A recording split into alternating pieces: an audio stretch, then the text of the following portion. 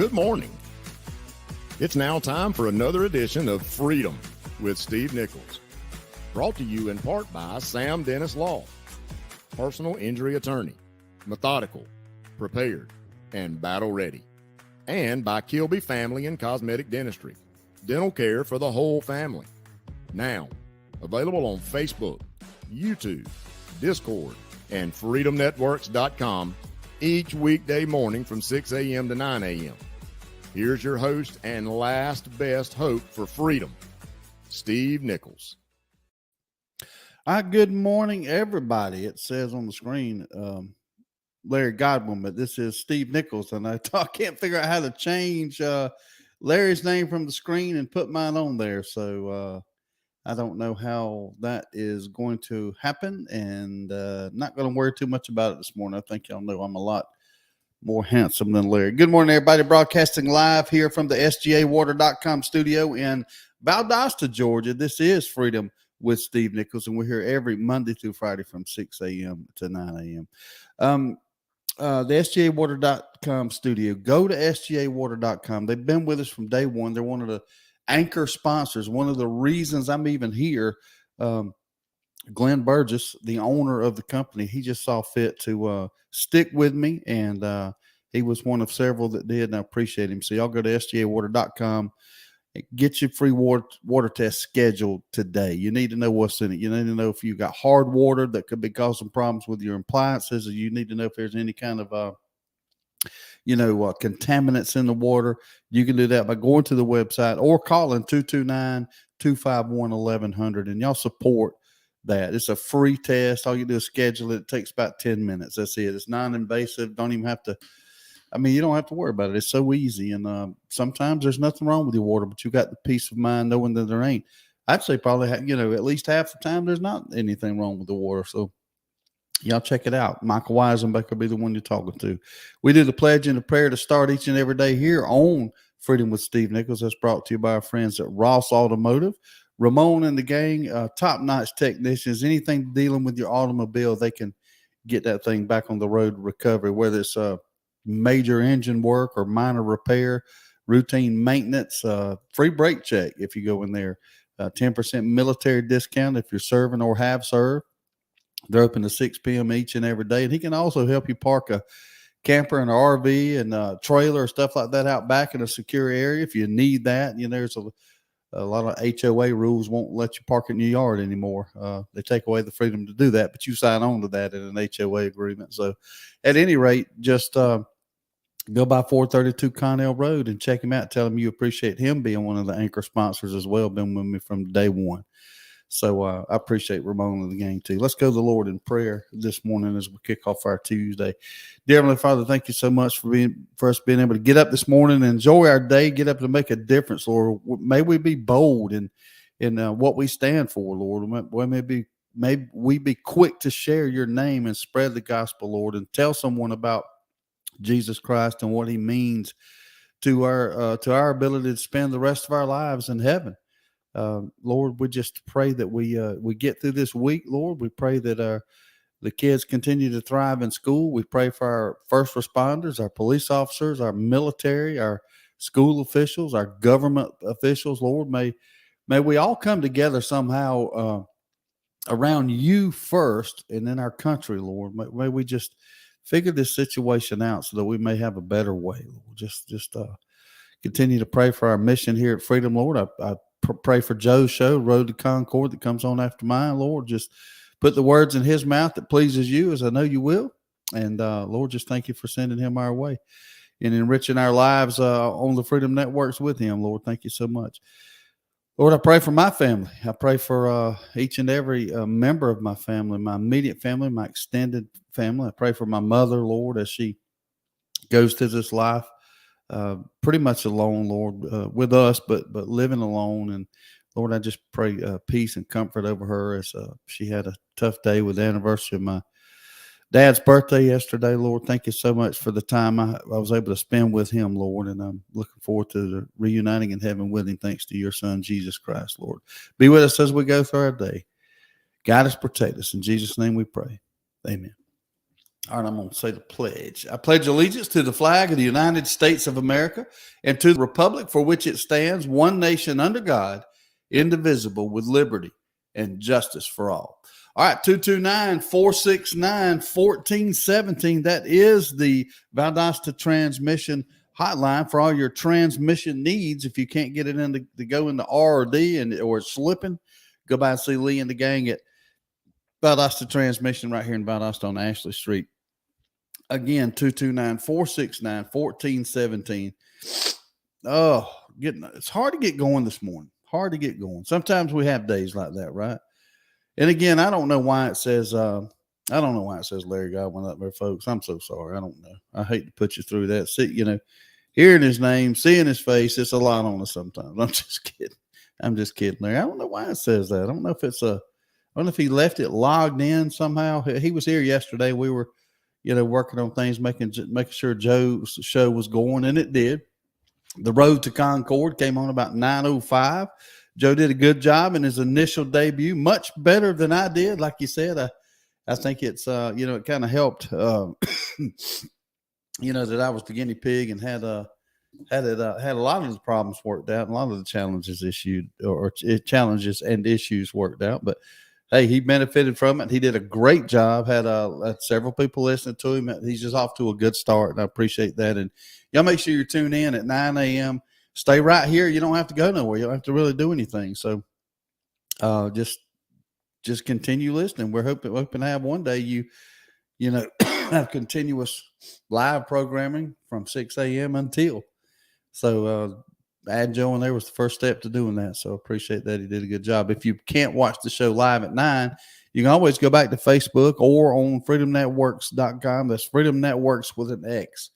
Got new articles up there from David Penny and Dr. Spencer Price. Pat Hale's working on a Georgia Bulldog piece. Sarge, he's got an article up there. Larry's got some stuff up there. I've got some stuff up there. So you guys get to Freedom Networks. That's FreedomNetworks.com. And I think you'll enjoy it. It's driving me crazy to see Larry's name on there. Nothing against Larry. I just don't understand why it's up there, how it ended up there, how it got there, how to get it off there. I just don't know. And stuff like that, just head scratchers it's distracting, and it makes me makes me crazy. Former President Trump gives first interview since FBI's Mar-a-Lago raid, and he vowed to help the country in any way he can. He's also calling for the immediate release of affidavits justifying FBI search of Mar-a-Lago. Now, it's funny how people are jockeying for position, looking for the right narrative, trying to seize control of the conversation. It's ever changing, ever evolving on both sides, it seems. At first, I was convinced that things would kind of be somewhat normal, the normal innuendo, the normal rhetoric. When Trump came out and said he didn't deny the presence of the documents. He just said, hey, all they do was ask for them. He indicated that, hey, what they got was there. All they do was ask for it. And then yesterday, the narrative started shifting, and he started throwing out there that something could be planted. So that's out there. The left started with, these dastardly rumors about nuclear sensitive information. All this stuff starting to happen. It's starting to break loose. And I'm so sick of it. I know y'all are too. But this is just what we do now. I started doing some research a little bit yesterday, kind of just thinking around a little bit, or thinking not around, but about what was going on in our country, and it's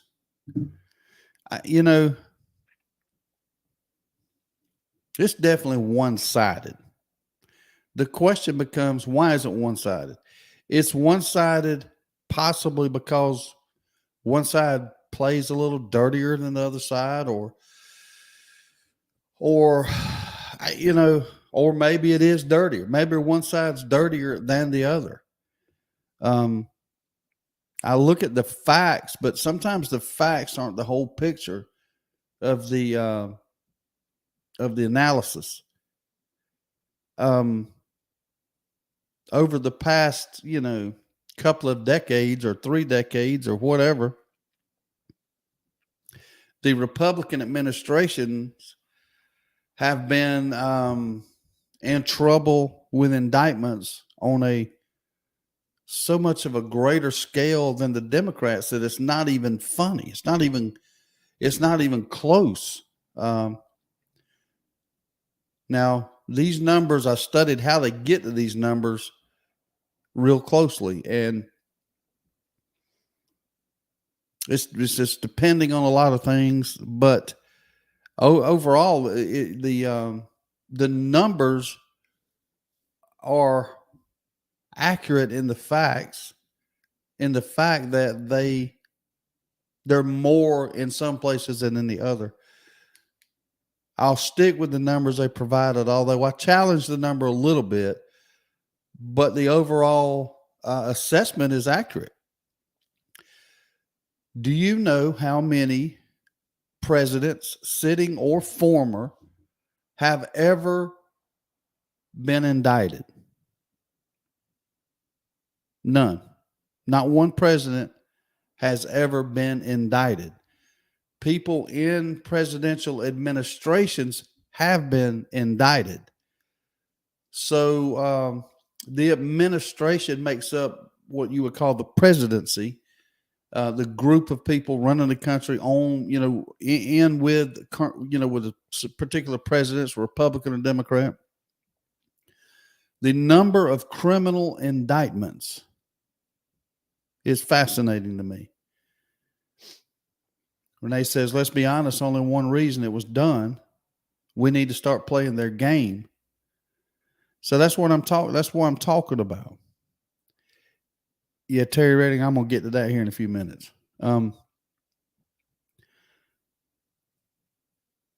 In the Joe Biden administration so far, there's been 0 indictments, none. It's not hard to understand. He's just, he just come into office. He's not been there long, right? No indictments, 0. Barack Obama was in the White House for 8 years. Not one single person in his administration was indicted. Not one. Jimmy Carter, 1 indictment in his entire administration. Gerald Ford, 1 indictment. Now these are not the presidents. These are the people inside the administration, people working for him, advisors, cabinet members, this, that, and the other. No indictments. George H.W. Bush, 1 indictment. Bill Clinton, 2 indictments. Now that's in his administration again. Now, no president has ever been indicted. This is the administration. And the administration is made up of thousands of people, okay? Not 10, not 100, thousands. Bill Clinton, 2. George W. Bush, 16 indictments. Now, you start thinking about, the Iraq War, Desert Storm, people that might have been dealing arms or doing things. This doesn't mean that people are directly involved with George Bush. They could have made these mistakes independent of him, okay? And probably did. In most cases, they did. Ronald Reagan, 26. Okay. So I read off a bunch of Democrats, right? Nobody stole anything, warranting an indictment. Again, listen to this now. The highest number in the Democrat column was 2. Okay. 2. And 2, 1, and 0s. And then you jump. Suddenly, when you hit Republican status, there's 16 people in the George W. Bush administration, 26 in the Ronald Reagan administration, 76 in the Richard Nixon administration, which Watergate and all that's not that surprising. But then it jumps to 215 in just 4 years of Donald Trump. So the question is somebody looking harder when the Republicans are in office? Or are the Republicans tending to do more wrong than the Democrats warranting these indictments? That's the question, right?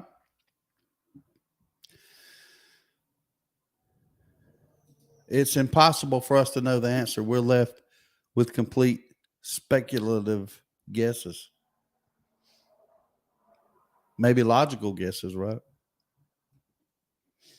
I don't know.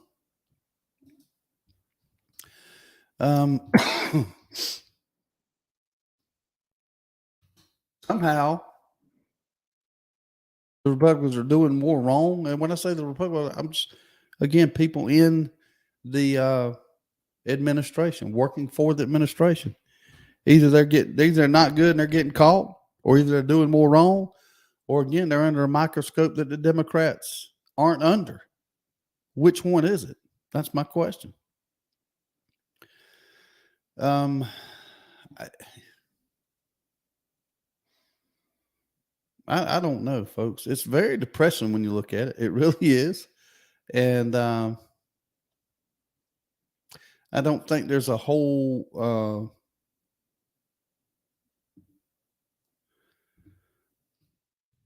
I don't know there's a whole lot we can do about it. I'm a little bit distracted because I'm trying to pull up an article. I had it flagged and it's gone. In Minnesota, Terry Redding alluded to this. The union has reached an agreement to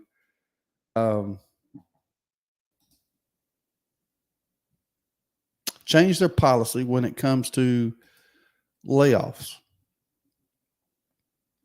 Now, how they get away with this, how the citizens of Minnesota are letting them get away with this, and how you and I are letting them get away with this is sad. But Minnesota Public Schools reached an agreement with its teachers union to institute a policy that will discriminate against white teachers during layoffs. Just that simple, okay? The agreement, which the union reached in March following a 2-week strike, upends the seniority-based layoff system under which teachers who have been employed the least amount of time are first to be fired. Now, that's the way it goes in most every company I've ever worked for, or heard of. If it came down, and let me tell you something, I went through a terrible time in 06, 07, 08. The economy was collapsing. I had 31 salary paid employees and I had to lay off. Okay. So the only way I could do it is I looked at first essential personnel, ones I had to have that I couldn't replace easy. And I wrote their name on the list. I'd calculated, then I needed to lay off the first wave. I needed to lay off 6 people. After I made my list of essential people, then I looked at what was left, and I didn't know anything else to do but to cut them by the amount of time they had been with me. So the person that had been with me the least amount of time went first, unfortunately. And I did that 3 times until there was just me and one other person left. And I finally had to lay us off. But I went by seniority. To a level, I went by skill.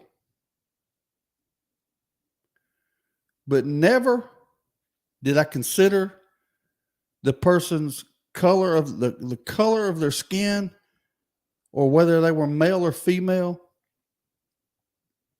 But that's exactly what they're doing in this Minnesota school system.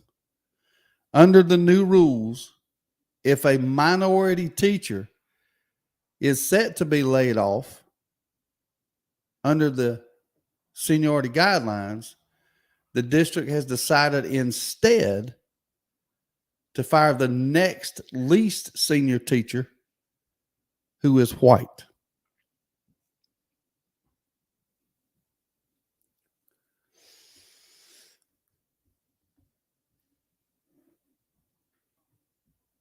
What do y'all got to say about that? How is that allowed? How? What do y'all think about that? You got a major corporation going through financial struggles, or they're anticipating financial struggles, and they decide that they got to lay some people off. But if you're white, you're gone. I'm quite sure a lawsuit or more will ensue.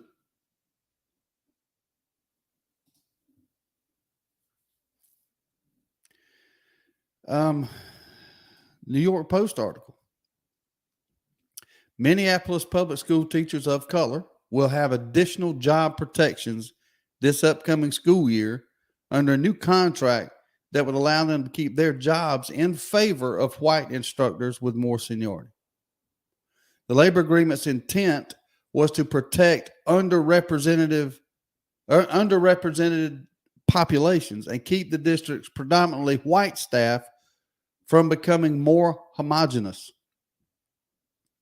About 60% of Minneapolis students are non-white compared to 16% of the district's tenured teachers and 27% of its probationary teachers, according to a June Minneapolis Star report.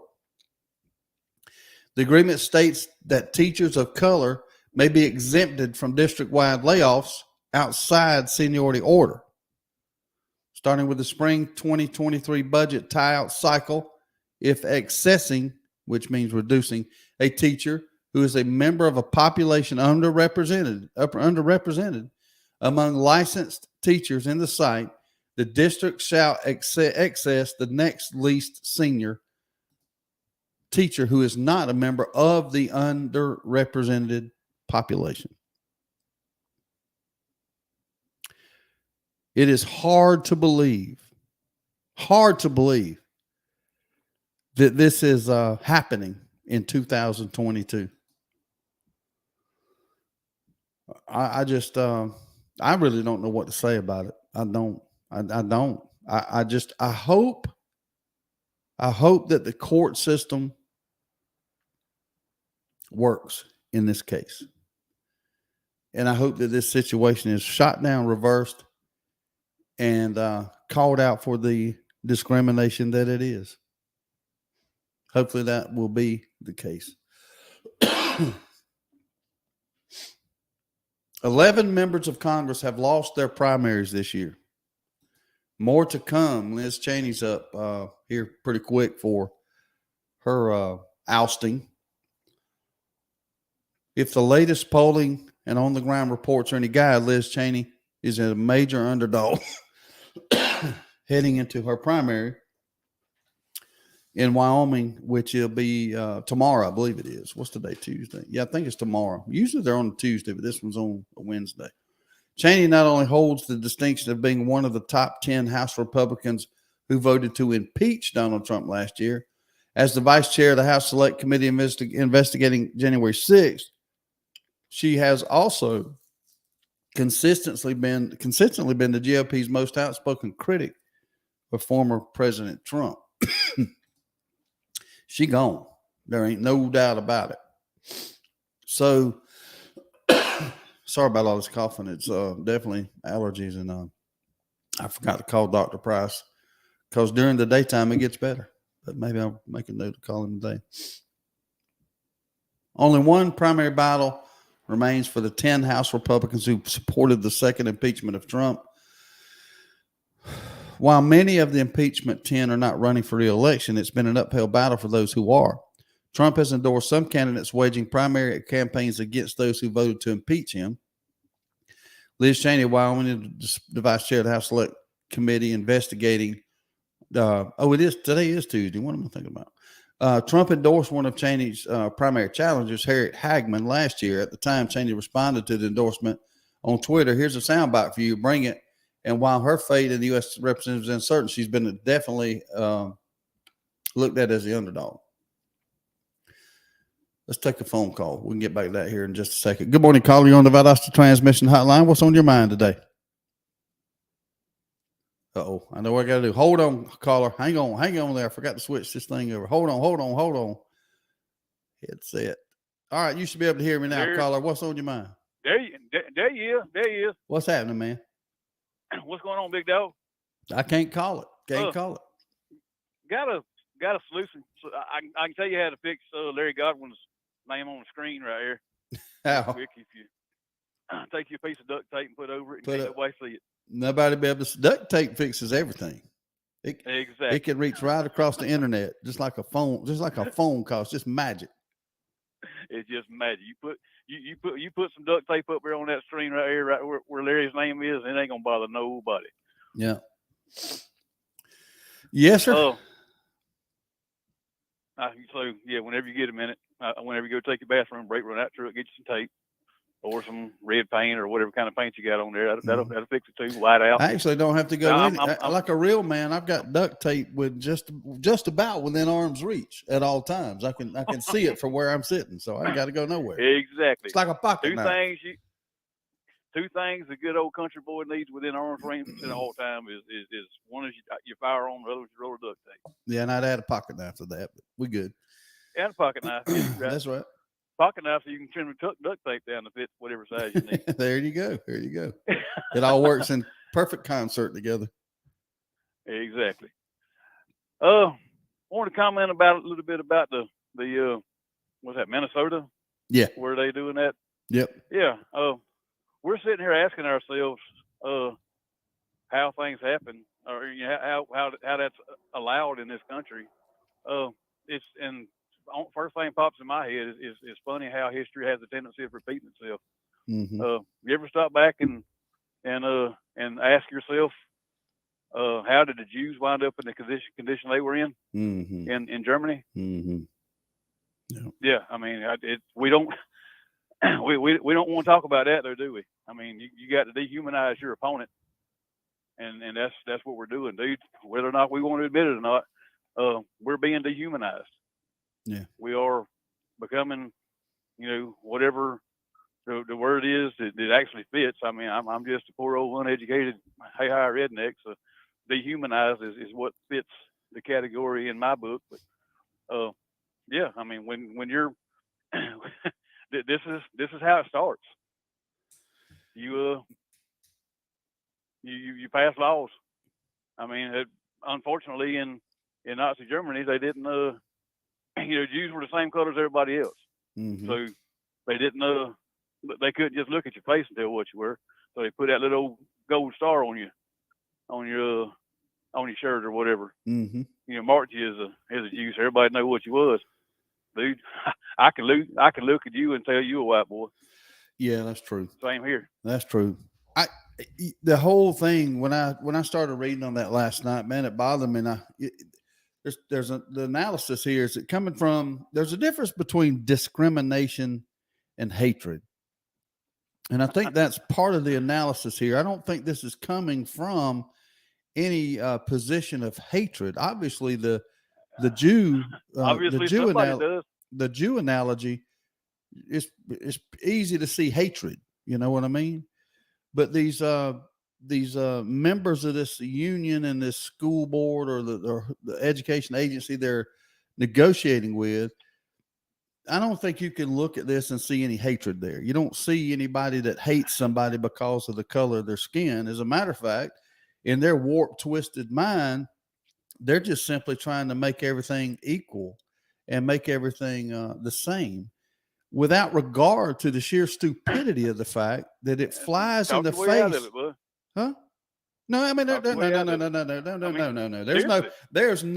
There is no analysis of hatred here. I'm going to stop you right in your tracks there. I mean, if you actually research it and read it like I did for an hour last night, you'll see no hint of hate. Not at all, because the people who are leading this charge are primarily white. So there's no hatred there. I mean, they don't hate themselves. So there's just no evidence of that. They're trying to balance numbers, and in their warped mind, they're trying to say, you know what? We're going to make it fair. We're going to make sure that there's the same number of white teachers proportionally teaching white students as there are black teachers proportionately teaching black students. The problem is that they all didn't get hired at the same time. And if you put a measure out there that simply says, look, we're going to skip over somebody that hasn't been there or that has been there longer in favor who has been there for a shorter period of time. And the reason we're doing that is because you're white.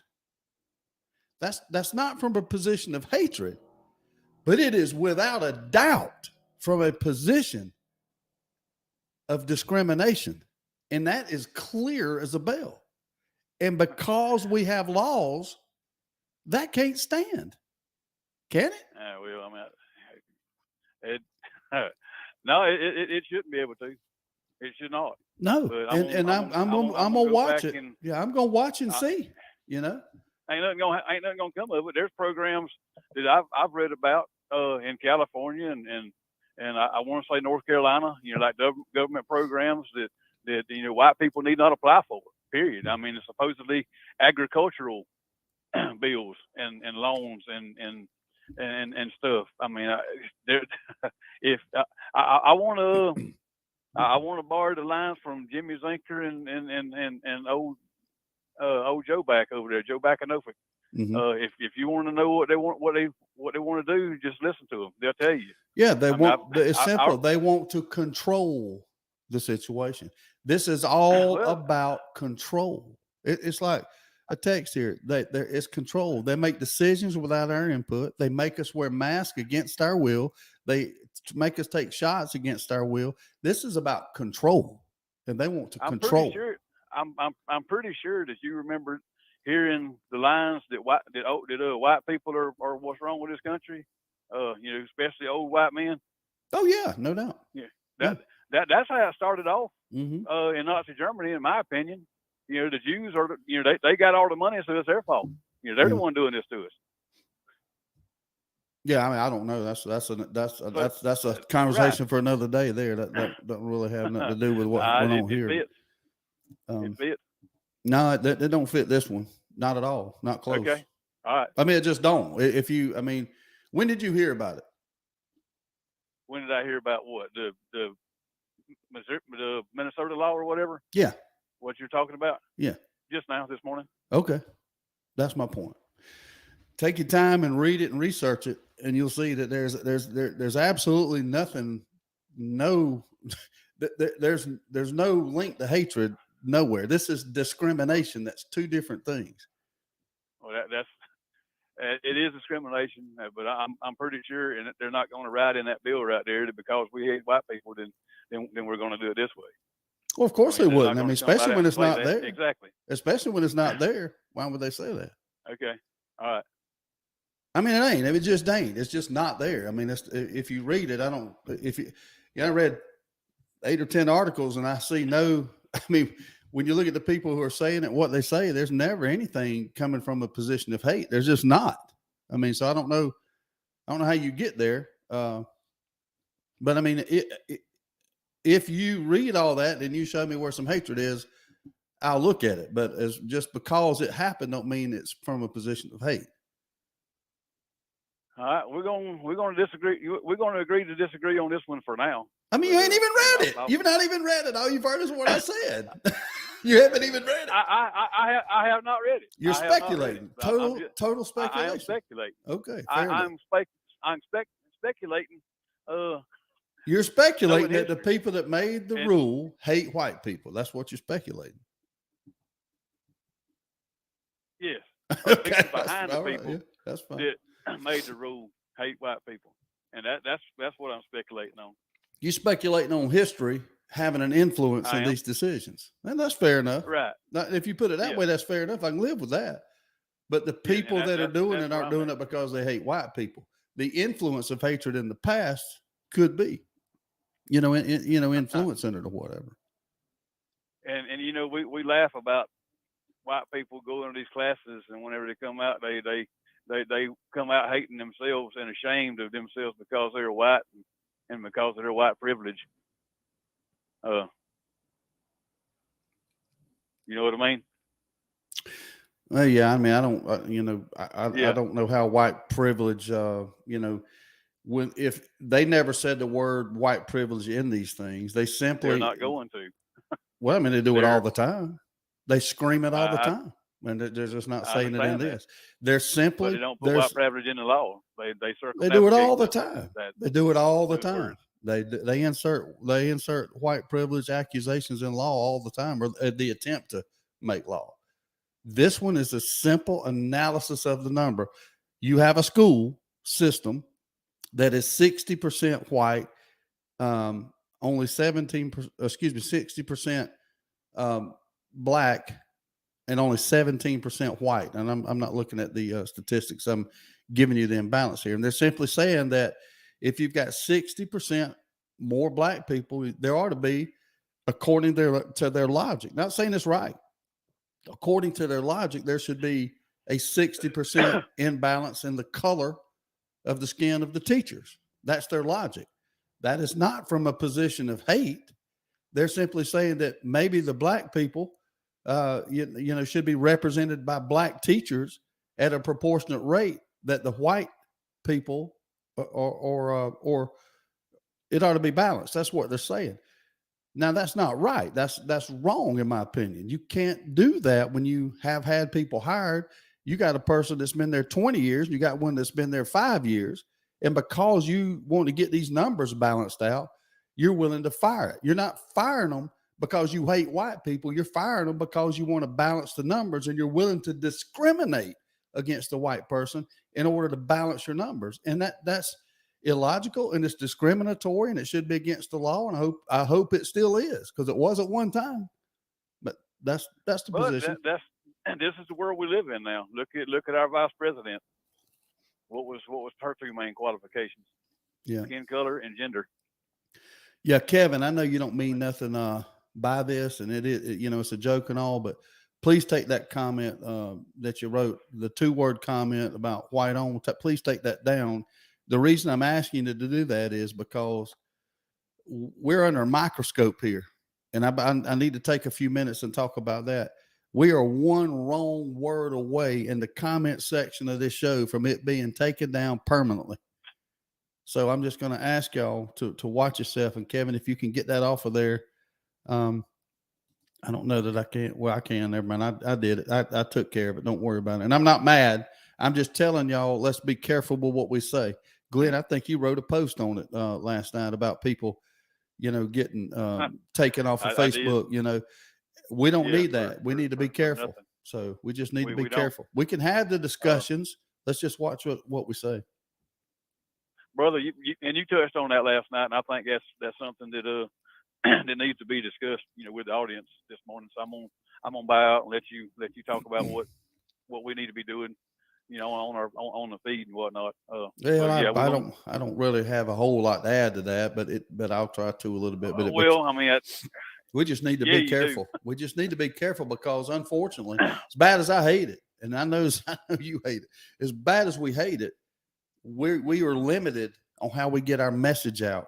And if we get neutered, we won't be getting it out. So we just need to kind of watch what we say is all I'm saying.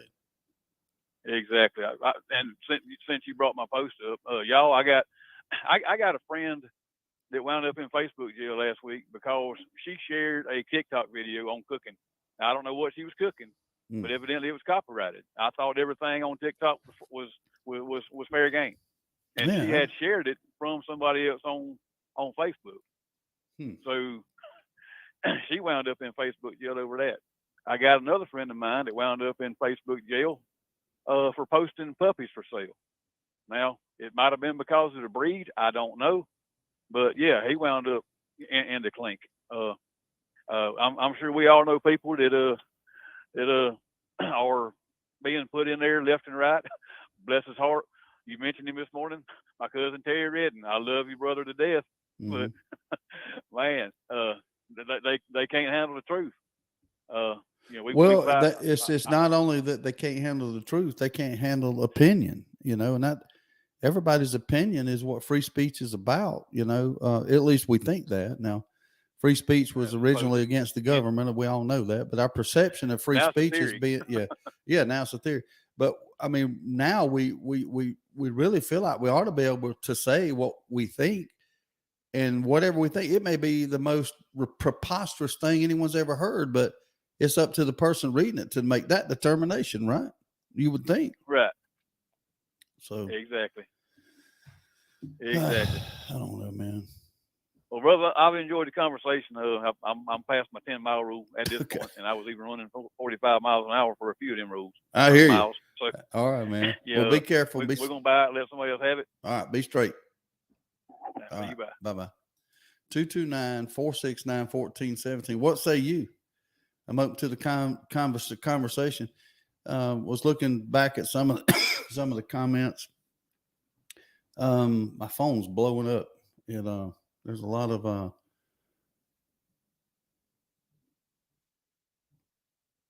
there was a comment I wanted to read about. I guess it's too far. It's too far gone here. Angela Ward says, what happened? Angela, we're talking about the Minnesota ruling that affects the the firing of teachers when they need to make a cutback. They're going to target firing white people before they fire black people, and they're trying to base it on numbers and things like that. And it's discrimination. It's just pure discrimination. And I'm wondering if it's going to stand up.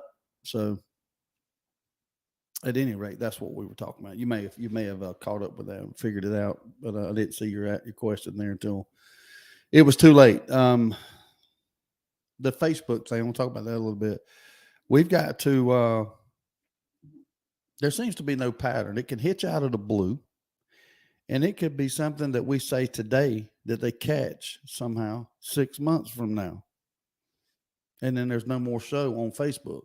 Now, we got it on other platforms. The show will go on, and we're working on even more foolproof speech, welcoming platforms, and we'll get it out there. But you guys, I just hope y'all got to start going to freedomnetworks.com. freedomnetworks.com with an X.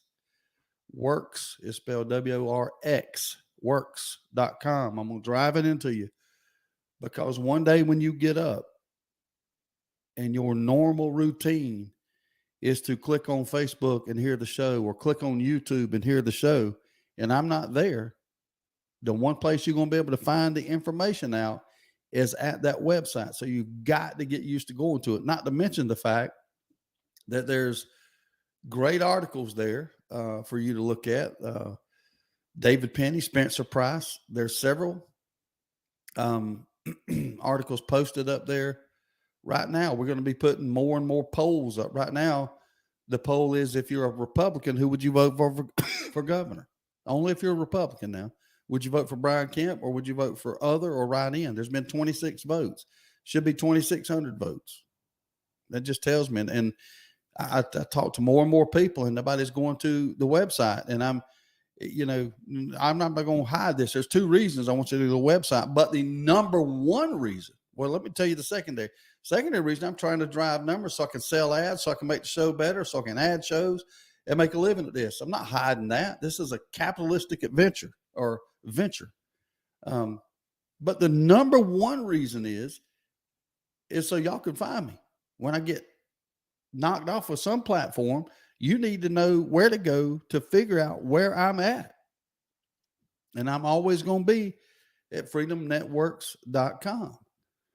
There's like I say, there's articles on there. I'm going to there's articles by David Penny on here. There's articles by Spencer Price on here. Larry, Sarge, me, soon to be Pat Hill. And it's this good articles. There's one on here called "It's the Gun, Stupid." That's by David Penny.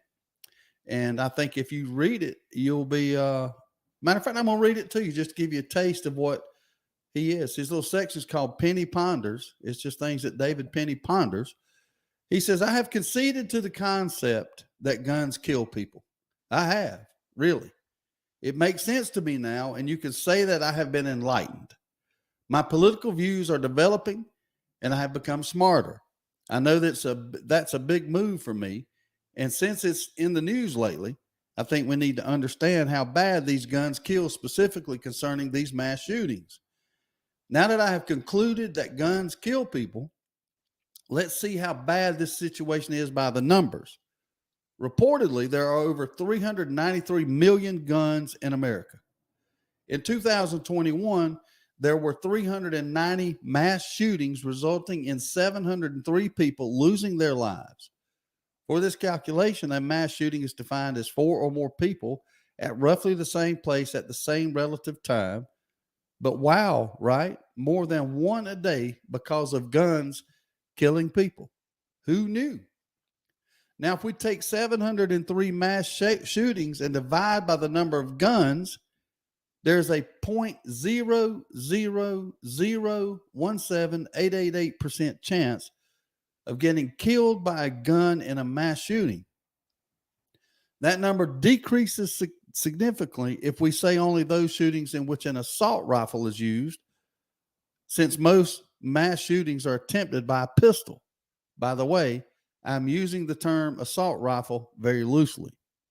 So 0.000178888% chance.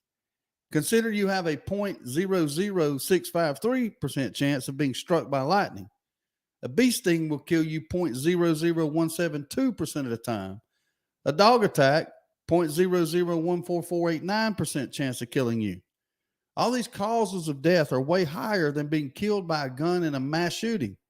Following the numbers, Congress could serve us better by spending its money, its time, and its resources to remove all the bees and the dogs in America, or simply make it illegal to go outside if it's raining.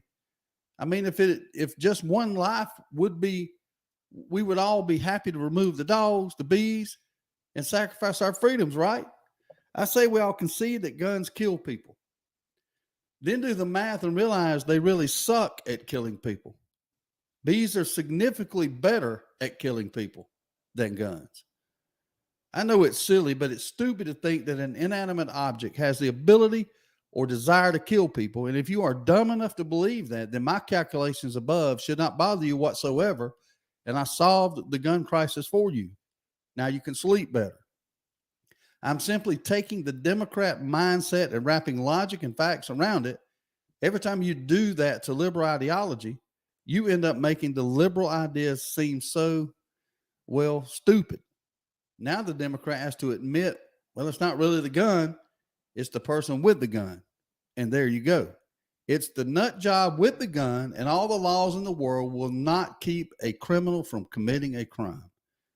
If that were the case, then the laws against killing people would be enough to keep people from killing people.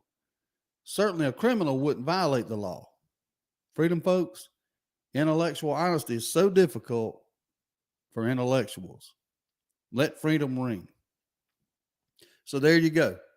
I concede that guns kill people, and based on the numbers, have very little chance of killing people. Yet liberals argue guns kill people, but based on these numbers, guns are highly inefficient at killing people. 0.000009924% chance. Really? And that's an article by David Penny, exclusively available at freedomnetworks.com. So y'all check it out. 229-469-1417.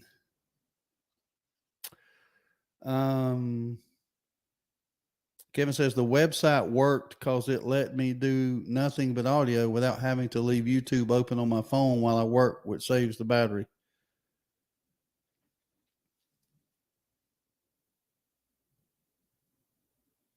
Having common sense is becoming a liability. Think about that for a sec, Jim Parker says. All right, let's do the weather real quick so y'all know what's going on before we get to the 7 o'clock hour. Today's weather, partly cloudy early, followed by scattered thunderstorms this afternoon, high 92 degrees, winds out of the west at 5 to 10 miles per hour. Chance of rain is 40%. Partly cloudy skies tonight. Stray shower or thunderstorm is possible. Low of 71 degrees. Winds light and variable. That is your RCQ weather report brought to you by Recycle Center Equipment, 900 Boundary Street in Equipment. They open at 9 a.m. They're closed right now, but they do open at 9. 229-563-5300. That's the phone for all your recycling needs. The Fish and Game report, way, way, way up in the excellent range at 6 a.m., and it don't leave the good range until about 8 a.m. this morning. So good time to be fishing as the day breaks. Again, this evening, the 620 mark is the high mark in the good range, and they'll bite all the way till about in the good range all the way till about 8:30 p.m. So not too bad in the evening, but the early morning is time to go right now. During the middle of the night, it's in the good range as well. So that seems to be around midnight. So good time to go around midnight. That's the moon goes off the full period. It's probably 4, 5, 6 days away from the full moon.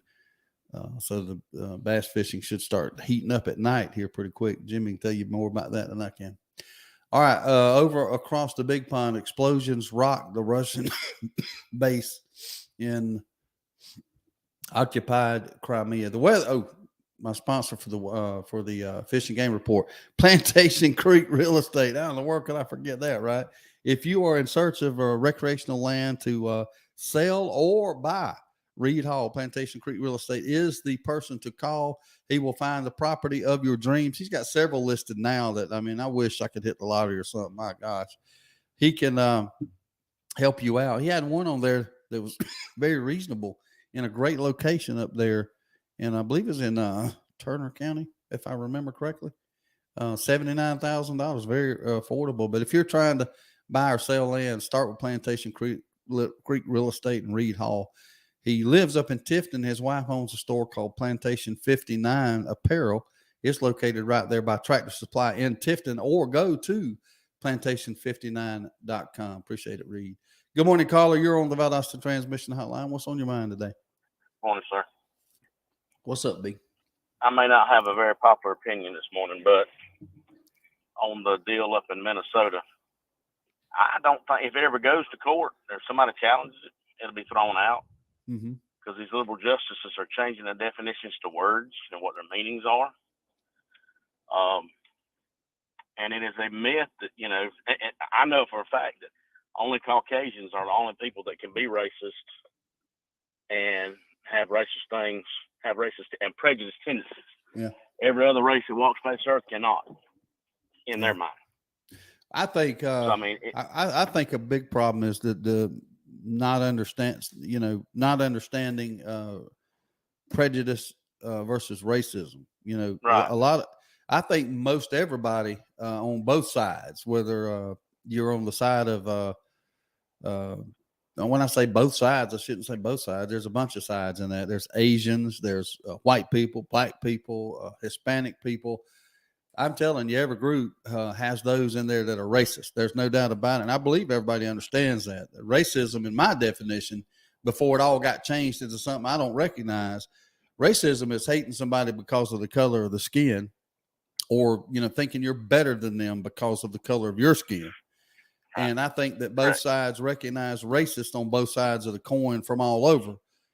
Where we start seemingly losing our ability to recognize things is when we start talking about discrimination. There are groups of people out there that simply cannot fathom white discrimination. They can't see it when a white person is discriminated against. I can give you 2 words to support my theory. That's affirmative action. Yeah, exactly what comes to mind. By definition, it is discriminatory because you are choosing one person's skin color over the other. That's not from a position of hatred.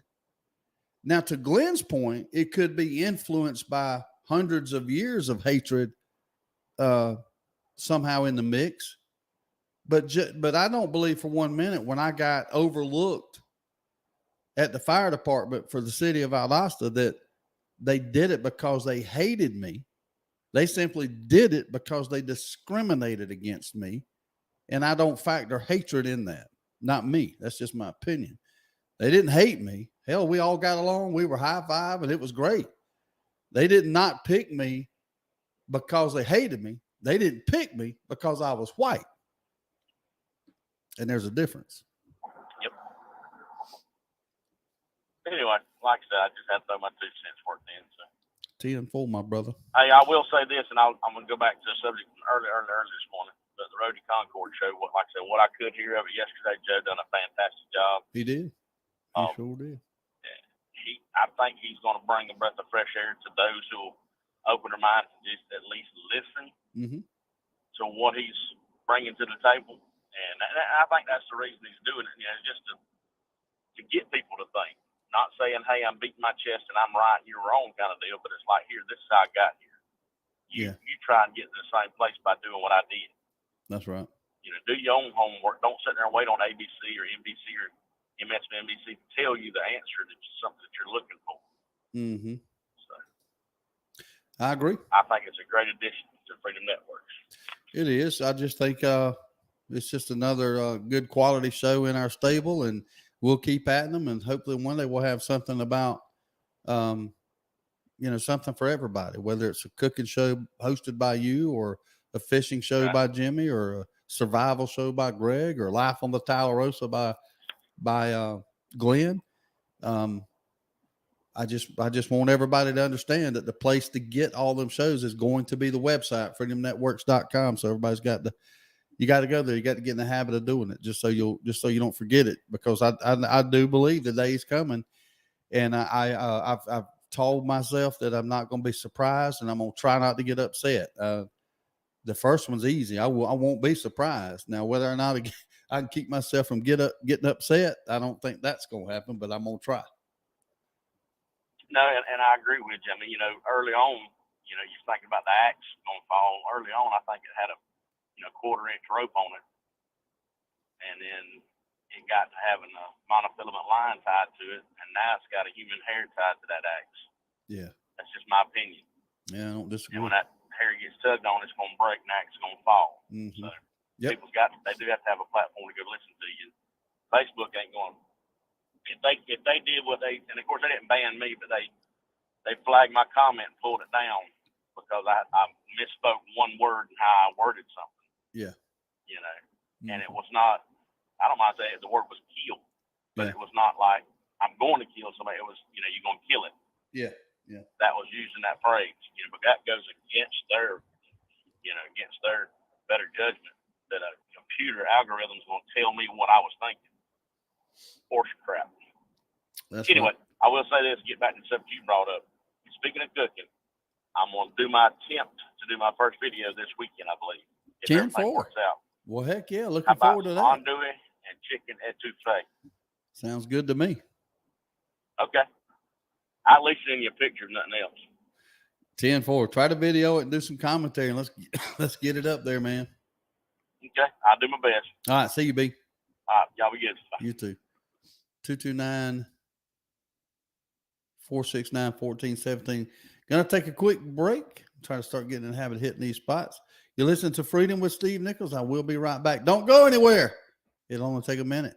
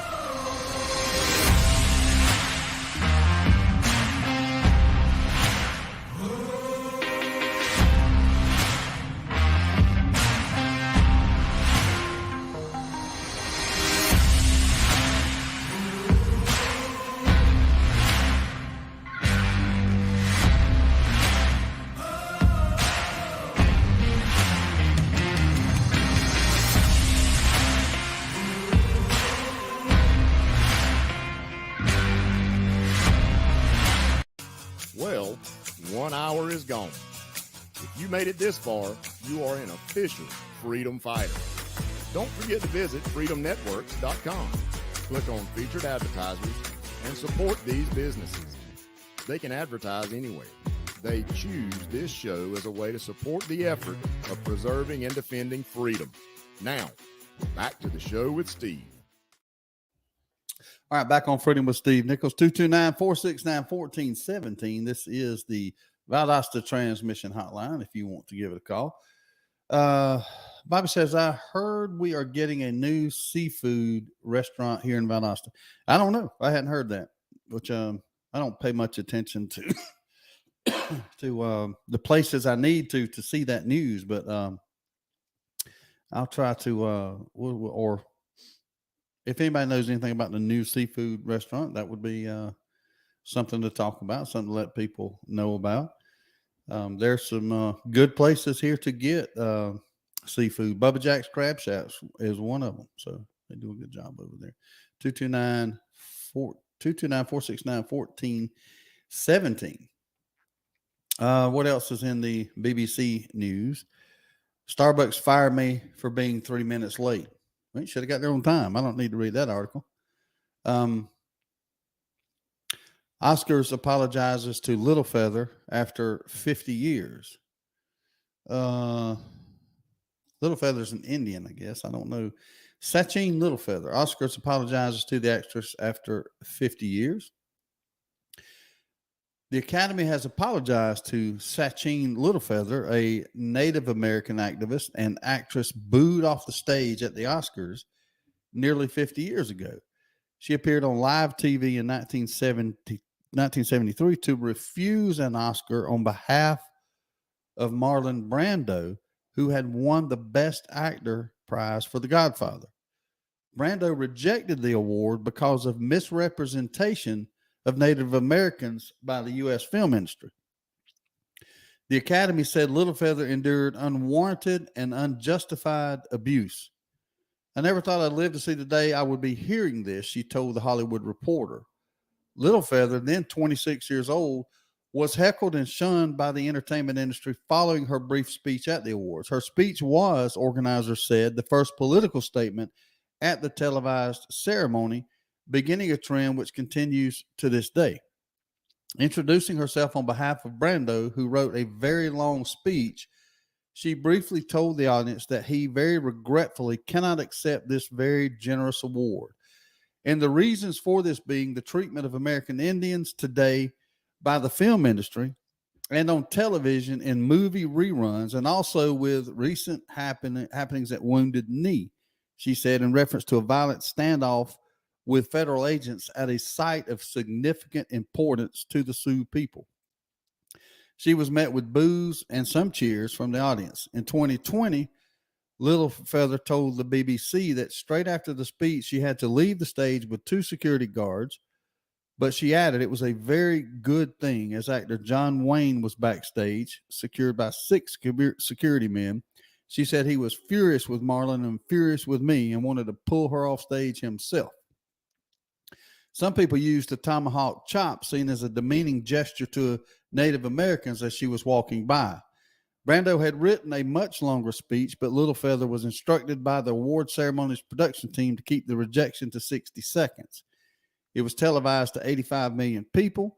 Some media reports after the event claimed Littlefeather was not only not truly a Native American, but rather that she agreed to the speech to help her acting career. Some speculated she might be Brando's mistress. She told the BBC all those claims were untrue. There's a little more to the audience or to the article you can read if you want.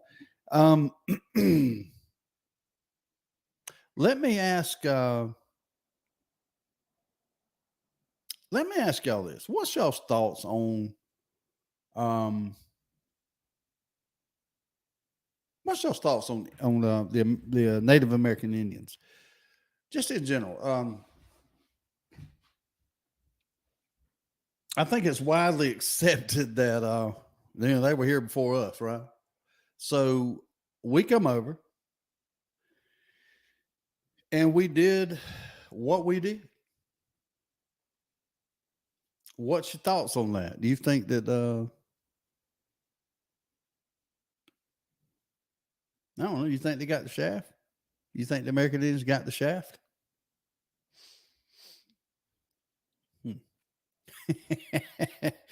Oh, Lordy.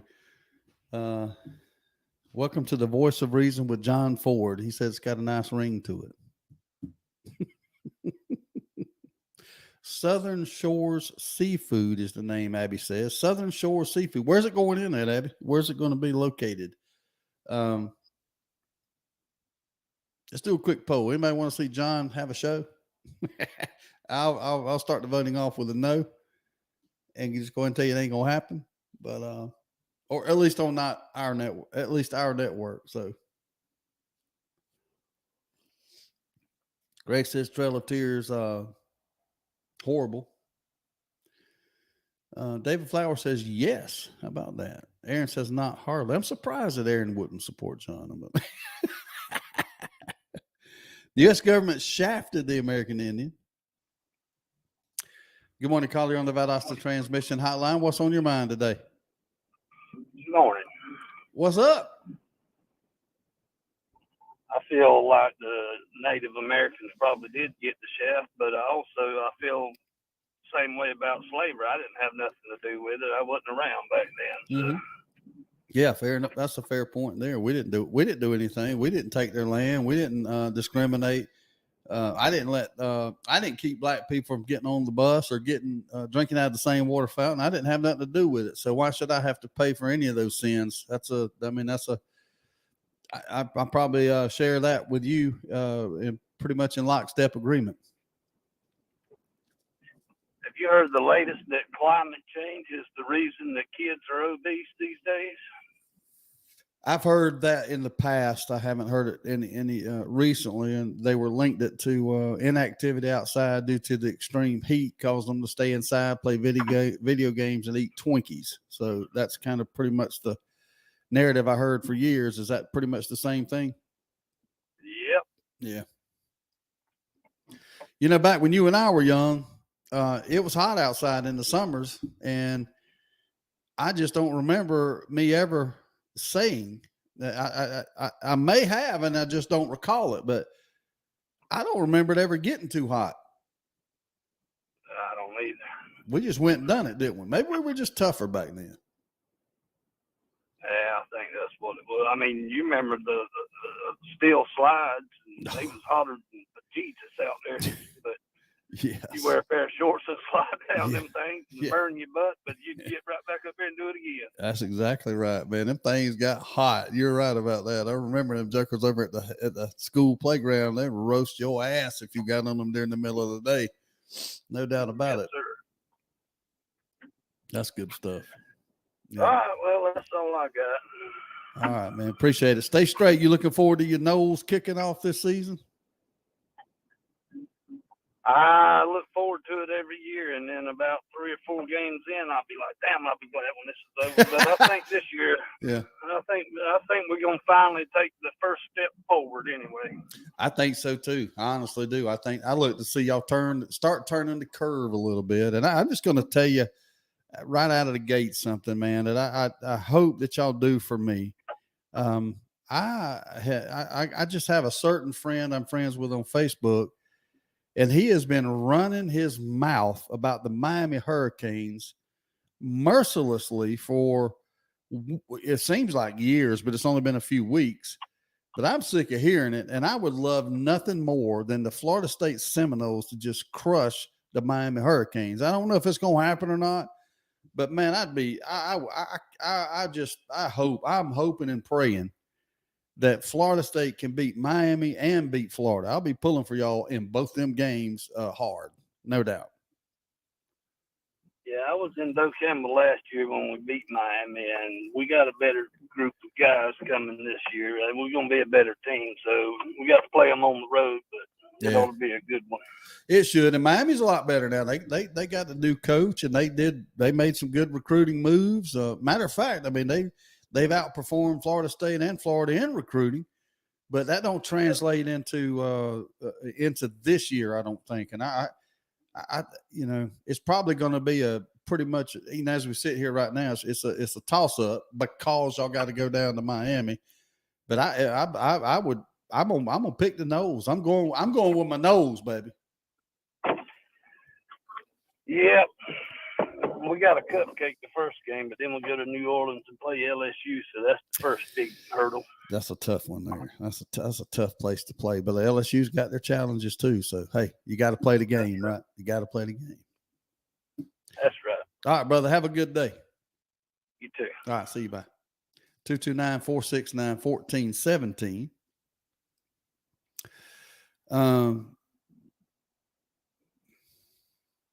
Hurricanes going to be awesome this year, and don't be talking smack about my Gators. I ain't talking smack, Abby. The Gators suck. That's not smack. That's fact. There's a difference. You know me. I believe in factual information here on Freedom with Steve Nichols, and the Gator sucking is just a fact. Richard Todd says, Steve, the Choctaw in me thinks so much of this is way overplayed. Yes, the government giving them the short end of the stick is well documented, but so is the citizenry in this nation who aren't Native Americans. The removal of Native Americans as mascots being racist is beyond ridiculous. It's a badge of honor. Many American Indians feel the same way, that they don't have a problem with the the mascots and things like that. Larry Mitchell, we keep praying for him. He is afflicted with the roll tide disease, and to which there's no cure for it. Rarely does anybody ever overcome that sickness. And Larry's not going to overcome it, I'm pretty sure. Lee Kitchen suffers from the same sad thing. I mean, I'd rather have monkeypox, for God's sake, than to catch the roll tide disease. RTD is something you just don't want to shake, or you want to shake, you just can't get. It's Bobby May, right? It's the devil's team. That's exactly right, Bobby. I mean, it's there's time for people to repent. You can still make it into heaven, but you got to denounce that roll tide sick nastiness. You're not getting into heaven like that. You're just not. Richard Tard Boomer. You got to be Richard. I don't even know if I've ever had anybody say anything about Oklahoma until you said that. Oh my gosh, my friend, I spoke those words of pure falsehood. Don't you even try that. No, I don't awaken the sleeping giant, or I shouldn't say giant, the sleeping baby lizard. Yeah, he says, what happens when you lie? You're supposed to lie. I'm dealing in facts. Facts. Fact check. Go Dogs. Amen, Julie. This is Georgia. This is the state of Georgia. Don't try to sit here and tell me that something's wrong, or better yet, anything is right pulling for an out-of-state team. This is Georgia. Why don't we hold y'all, bunch of morons, to the same standard as we hold, or we try to hold these actors. All these actors say, oh, you know what, if Trump gets elected, I'm moving to Mexico. I'm moving to Europe. Well, you know what? If you live in the state of Georgia and you ain't going to pull for Georgia, get out of Georgia. Why are you here? If you like Alabama, go over there, Lee. Garrett, I know what you do for a living, brother. You can get a job doing that anywhere. Get out of my state. Man, that's what I'm going to do. I think I'm going to run for governor. I'm just going to do it by executive order like everybody else. I ain't got to pass the law. I'll just freaking make it. And I'm going to go door to door. And I'm going to round folks up. I'm sending them, son. We're going to bust them I will give you the courtesy to do this. Unlike Greg Abbott, I'm not going to pick your city for you. I'm going to say, look, who's your team? It ain't Georgia. I see that stupid flag with the gator, that lizard on there. I'm assuming you're a Florida fan, or somebody vandalized your house. Which is it? You a Florida fan? All right. Where you want to go in Florida? Because you ain't staying here. Same way with your Knowles. I don't know about the Knowles. Knowles, I mean, that's a complicated thing. They're in Tallahassee, which is basically in Georgia. We grew up here in Valdosta. Everybody liked the Knowles. They're right down the road. It's closer to go see the Knowles play than anybody else. So I might make in my executive order, I might make an exception for that. I don't know. Good morning, caller. You are on the Valdosta Transmission Hotline. What's on your mind? Good morning. I'm doing better now that I'm out of traffic. Well, that's good. A quick apology for earlier. You know, I'm always cutting up. I always trying to know. bring levity and all that. I No know apology needed, Some man. do, some don't. But no apology needed. I was able to go back and look, and I saw that Angela was the one that wasn't happy. I'm sorry about that. No offense was meant. I know. Everything is always so serious and political and all that. I'm always trying to cut up and joke because I think every now and then we need some levity. That's right. You know, out there, and just like talking football and doing smack with that changes up and gets us away from all this negative politic crap. So yeah, we're jumpy. We're jumpy. I mean, I was talking about the American Indians. You know, you can't. You know, when I, and I'm sure you did too. When we come up, we played cowboys and Indians outside. You know, and I was a cowboy a lot of times. I was an Indian a lot of times, and never was it coming from a place of hatred. Never. I mean, it just wasn't. It was what it was, and it is what it is. I don't know. It's still out there, and we still have to watch out for, discrimination and hatred and racism and all. But by gosh, I mean, I just got to think it's better. We ain't where we need to be, but we've made huge strides since, those days. You know what I mean? I don't know. And everything it's even worse when you're doing text or talking or whatever because of how people take things on Facebook or whatever social media site. So it does. When you're not talking to somebody directly, you can't always get the interpretation. No. So I get that, but I'm usually, me, I'm always cutting up because that's right. Tired of some of the serious negativity in politics and all that. But I mean, shoot, I got 3 Indian motorcycles. I used to play cowboys and Indians and Army men and all that. And, I'm 61 years old, so I lived through all that. That's right. That's right. Just the way it is now with society, and unfortunately, things are a little, in my opinion, a little too sensitive and too touchy, and a lot of it's unnecessary, and it's just to cause more and more divide, which is sad because we should all just be happy, get along, and love one another and help one another. And if you got somebody in your life that's doing the opposite, then you just separate yourself from them. That's all you can do. That's right. That's right. Anywho, I'm actually going to Tallahassee. As a matter of fact, I'm going to FAMU. I work that account once a month, and I'll be going to see my good old chef Adrian. He's a great chef and a good man, and I'm going to work my little accounts over there and head north and come home and call it a week. 10-4, brother. Early. Be safe. Be safe out there. Appreciate the call. Have a good day. All right, no problem. Have fun. All right, bye-bye. You too. 229-469-1417. My Gator-inflicted buddy says I'm in swamp country. Google says it's true. Well, Google's a leftist, radical, source-based disinformation machine. Take that. 229-469-1417. Tommy Seller says, go Dogs, go Knowles. I see what he's doing right there.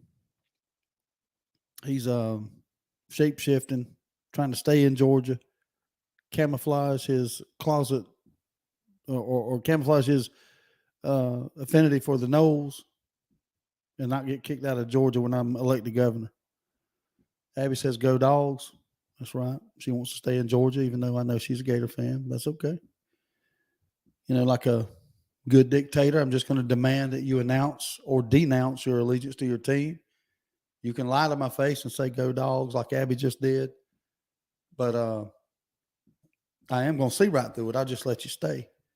If you'll stop cursing by saying, go Gators, go Knowles, go Roll Tide. That Roll Tide, I'm sick of that shit. Good morning, caller. You are on the Valdosta Transmission Hotline. What's on your mind today? Morning, my man, Steve. How are you today? Doing fantastic. What's up, Theo? Well, today I'm hopeful that liberal Lizard Cheney will lose her seat today in Wyoming. Mm-hmm. I'm really hoping it's going to be a devastating blow. Yeah, she's going to lose. The question is by how much. And I hope it's a lot. I hope it is, a lot. And I hope it's beyond the level of cheat. Yeah. So, I'm really hopeful. And like I said, there'll only be 2 left, and they're going into the general. So hopefully the people will make sure that they're not elected either. So it's definitely important to make sure that the party is rhino free. It's going to take a lot of work, but it'll be worth it in the end. So we'll see about that. Mm-hmm.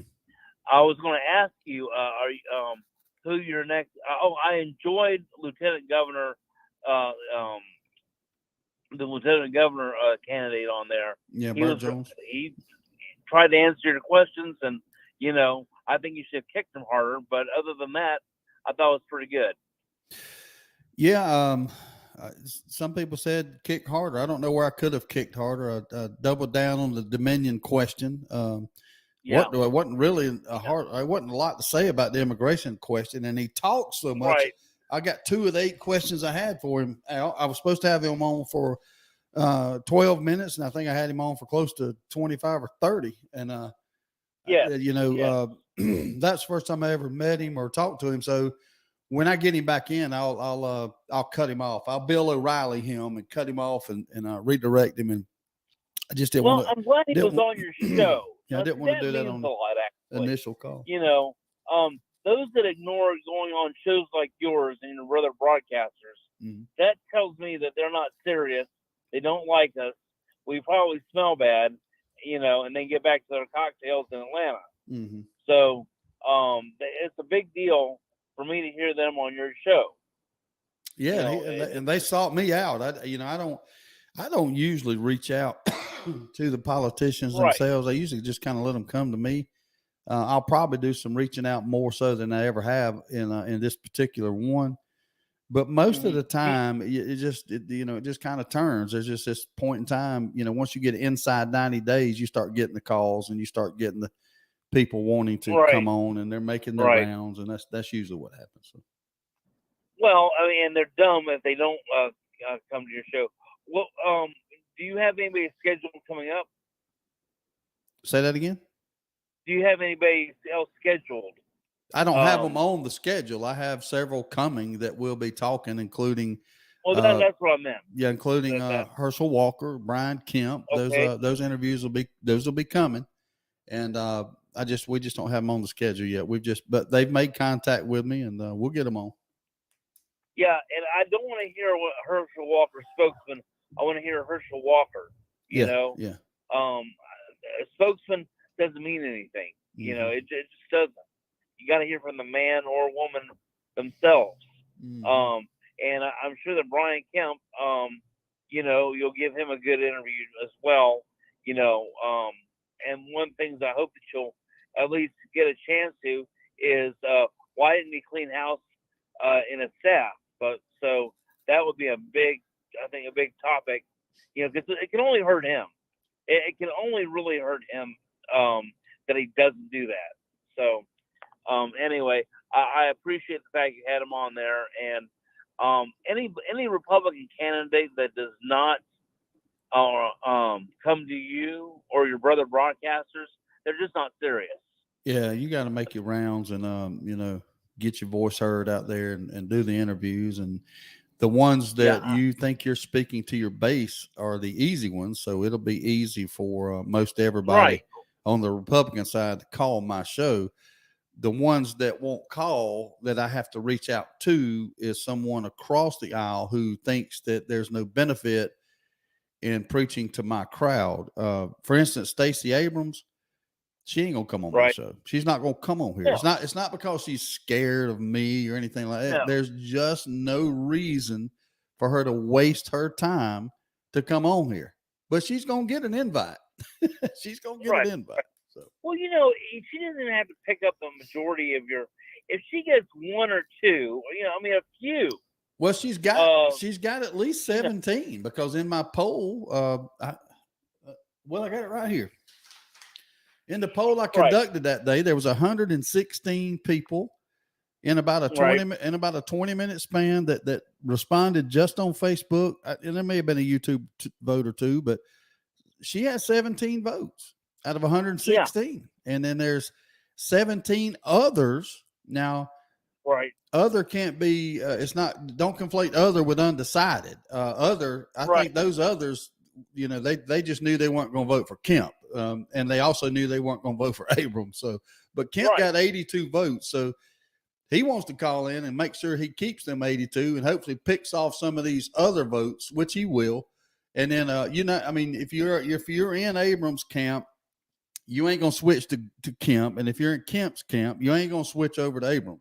That they all know that. So there's no reason too much for her to come on here, except that I would probably, out of close to 30,000 listeners a month now, I'd say we probably got 1,000 Stacey Abrams voters. So, from my analysis, it probably would behoove her to come on the show, but there really is no upside for her to do so. So she probably won't. Well, especially since the election can be really, really close.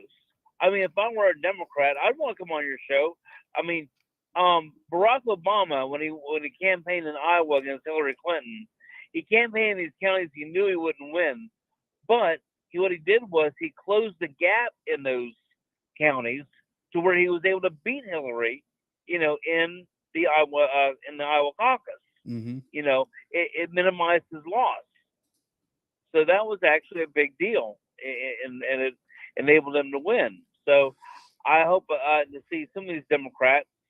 I wouldn't vote for them, but I'll put it to you this way: I'm not going to be fired up to vote for somebody that did not show up for your or your brother broadcaster's interview. That's just a big deal for me. I mean, it's like, okay, you're not willing to subject yourself to any questions. That was my problem with Herschel. Well, okay, you're going right where I was going to ask you. Or you think Herschel's going to debate Warnock? I don't know, but he needs to. And what he needs to do right now is that he needs to have sparring partners. Much as he used to do MMA, you have to have sparring partners.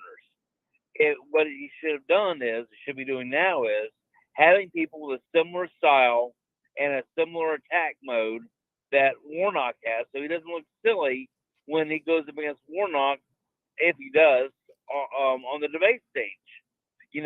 That was the downfall of Donald Trump against Brandon, was because he wouldn't practice at all. It's good to have confidence, but I'd want to have be able to spar with somebody, which would get you ready and get you used to having tough questioning. So I really question Herschel Walker's people around him. It looks like there's a lot more drawing a check, but they're not serious about actually winning. And that's been the problem with the Republican Party as a whole. The Democrats consultants are Democrats, so they want to win.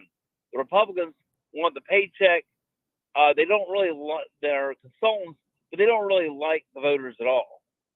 So we'll see. I mean, I'm hopeful that Herschel will go ahead and debate and do well. He says he's going to. He's accepted the invitation to debate Warnock over in Savannah. It's a debate that's put on. It's going to be hosted by Nexstar. Okay. Or it's WSAV, the television station over, which is owned by Nexstar, and Nexstar also owns the political website The Hill. And okay. Herschel says it will be his people because we're in his backyard. The people need to see the difference between Senator Warnock and Herschel Walker. Yep. So we'll see. I mean, if that holds true, he'll be on the debate stage against Warnock, and it's an uphill battle. He's behind in the polls, and it doesn't, right now it don't look good for Herschel, but we'll see. It's all going to come down to turnout. There's so many factors in there, and there's a lot that can happen positively and negatively to the Democratic Party between now and November. So we'll see. We'll see what happens. He's got a long road to hoe to be elected, though. Oh yeah. One thing before I go, if you haven't seen the movie Prey, it was kind of the fifth installment of the Predator series. I highly recommend that you see it. It's been the first sequel to Predator that was actually pretty good. So I've I not really seen it. recommend that to your listeners. I'll check it out. All right, man. Bye bye. See you later. 229-469-1417 if you want to call. I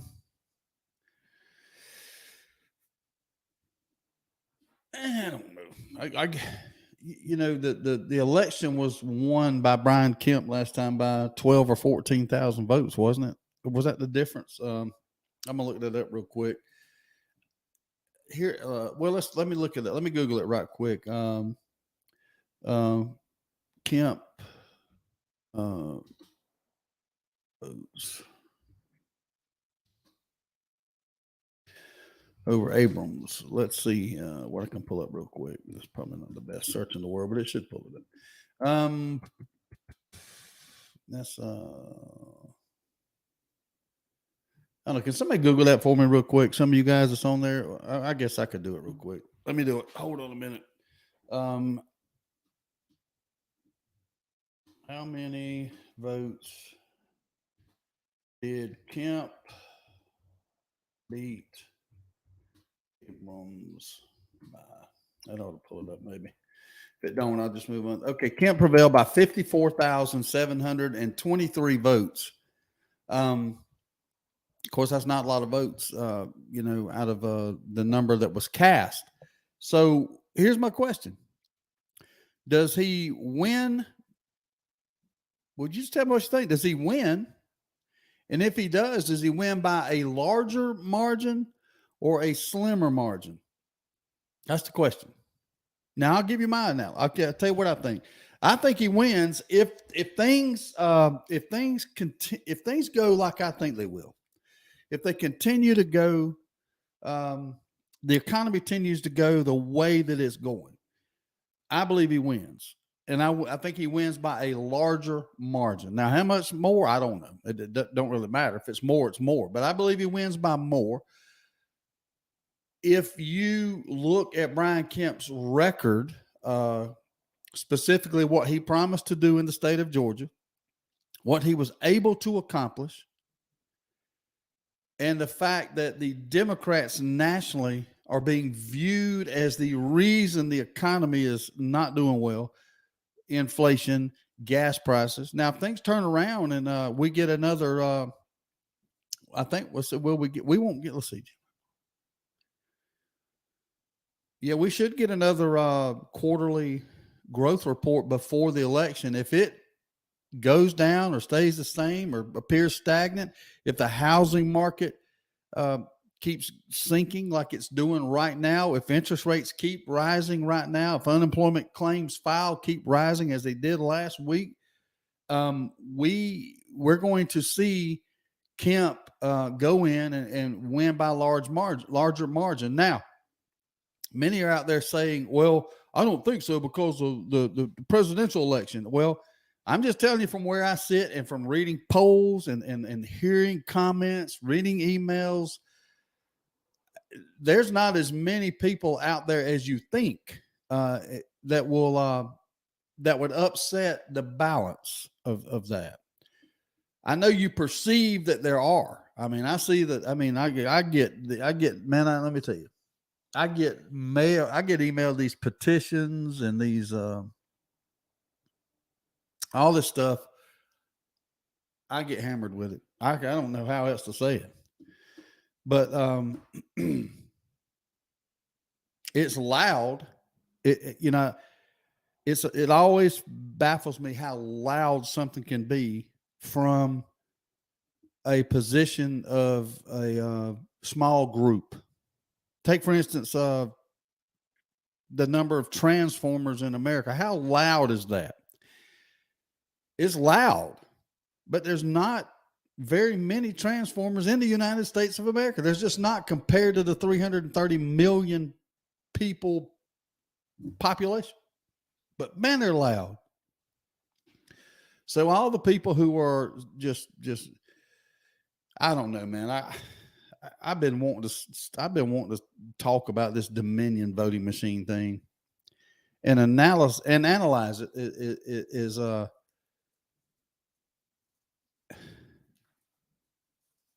for somebody out there that believes that quote unquote they are going to use Dominion to control the results of the election,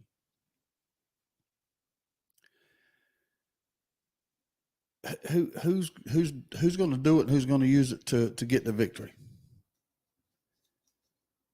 Or is it simply, I mean, what do you use? I mean, or what do you say? Okay, if Abrams wins, you're going to say, naturally, I think that many would say that, well, the Democrats used Dominion to win. If Kemp wins, is it the Democrats? The Democrats are going to say he used Dominion. I mean, I don't see anybody out there saying that the Republicans use Dominion if you're a Democrat. And there'll be that. So I'm confused as hell about this. Who's in control of Dominion? Can somebody answer that? Because if Kemp is in control of Dominion, like many seem to think he is, he signed this contract, he got paid, he uses Dominion, he's controlling it. He should win he should win easily, right?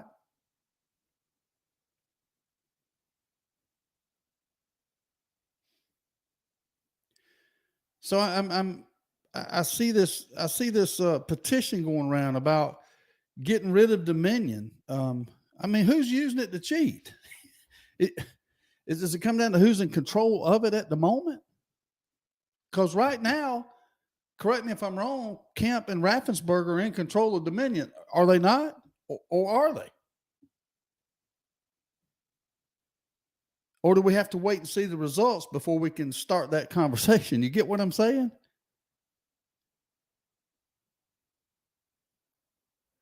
Renee says Kemp or Soros. See, that blows my mind, right? That comment blows my mind, because if Kemp's in control, then he's going to win. If Soros is in control, then he ain't. So when the election passes, does that tell us who's in control of it? I mean, I got this long drawn out email a couple of weeks ago saying that they're just convinced that Soros runs Dominion, that they are in total control of Dominion. I mean, if that's the case, then isn't the Democrats in the driver's seat? Shouldn't they win in a landslide? Nobody wants cheating, Renee. We all agree on that. I'm just saying who's doing it. I mean, if they can use that, I'm gonna get to the get rid of machines comment in a minute. I'm trying to get all y'all to think about, what are you going to do when you wake up after Election Day and Brian Kemp's governor of the state of Georgia? You're going to celebrate because it's not Stacey Abrams. 90% of you will. I get it. But are you going to say he won because he controlled Dominion? What if she wins? Are you going to wake up and say, well, she won because they controlled Dominion? I'm trying to figure out what it is. But the one thing I know we could do to solve this problem is to get rid of them and to get rid of the machines, go back to a paper ballot, and then there's no confusion, right? We just have to accept it's going to take longer to count them. Good morning, caller on the Valdosta Transmission Hotline. What's on your mind? Good morning. I want to know who's in Dominion. Who has the dominion over Dominion, right? Is that the question? That's basically the question. Who has dominion over Dominion? That's right. Yeah, do a deep dive on the company. First of all, trust me. Who are the executives? Trust me, that's been done. And I mean, you can what go do we down, think of them? You think what your mind convinces you to think. It's just like these guys that do these election analyses, and they come up with one of them is I don't remember his name. There's some retired military or ex-military guy that did some sort of calculation in Arizona, and he used this formula that he come up with. It was predictive. Now, you as a medical librarian, you understand that when I say the word predictive or assumptive, that's a game changer. Okay. He did this. He put together, this program that he says proves that the election was stolen in 2020. He puts it together using this formula. Now, other people took the criteria. When he gets to the end of the analysis, he says, based on this information, it's clear that Donald Trump actually won the election and that the other side cheated. They base that on what they think a voter probably did, not what they actually did, but trends and things like that, population shifts, districts, this whole big algorithm, this whole big model, put all that information in, and they come up with the conclusion that Trump should have won the 2020 election. Now, the interesting thing is, if you take that exact same formula, that exact same model, and you plug all the information, the predictors, the estimates, every element that dude's formula contains, if you put it in the 2016 election model, guess who wins that presidential election? Not Hillary. God, tell me. Yes, Hillary. So the argument is the fact is you cannot take some sort of predictive, assumptive model and use that as proof that something happened. But yet millions are swallowing that hook, line, and sinker. And I'm sitting here and saying, you know what? Here's what I know. It's either true or it's false. And there ain't no way to know the difference. Not conclusively, because you're predicting and you're assuming. I you think can't we can do it. operate on a few premises here. Yep. A, cheating goes on all the time in all elections. Obviously. Is it enough to change the outcome? That's the question. question. That is the question. And it seems to me that good old paper ballots would answer that. Mm-hmm. If you have enough people that are willing to sit there and count them, like we did in the Bush-Gore election, and flick the chads off, and then we get into all that nonsense. There's always going to be another element of nonsense to step over, like the chads, and so I just don't know where we're at. Mm-hmm. There's the country's divided close. Yeah. There's cheating that's always gone on at some degree, probably on both sides. And now it is it's more important than ever that we have countermeasures to that cheating and try to make these elections as honest and open, as transparent as possible. Pretty simple as I see it. Over the Alapaha River, and it's up a little bit. Are you sure, Troy? Can we trust you with this? Can we trust you with this assessment? Yeah, I'm over it now. Mm-hmm.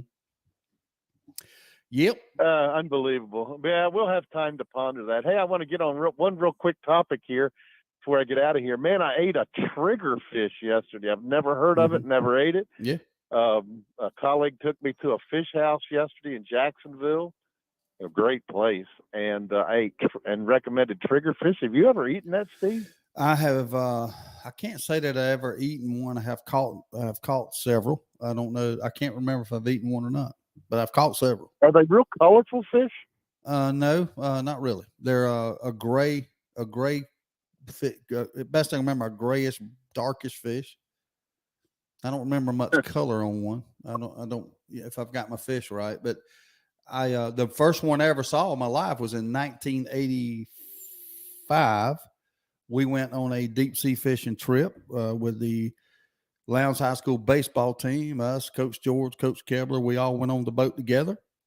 And my man, Chuck Cooper, who's a dear friend of mine, lives over in Worth County. He played with me, a teammate, great athlete. He caught a triggerfish.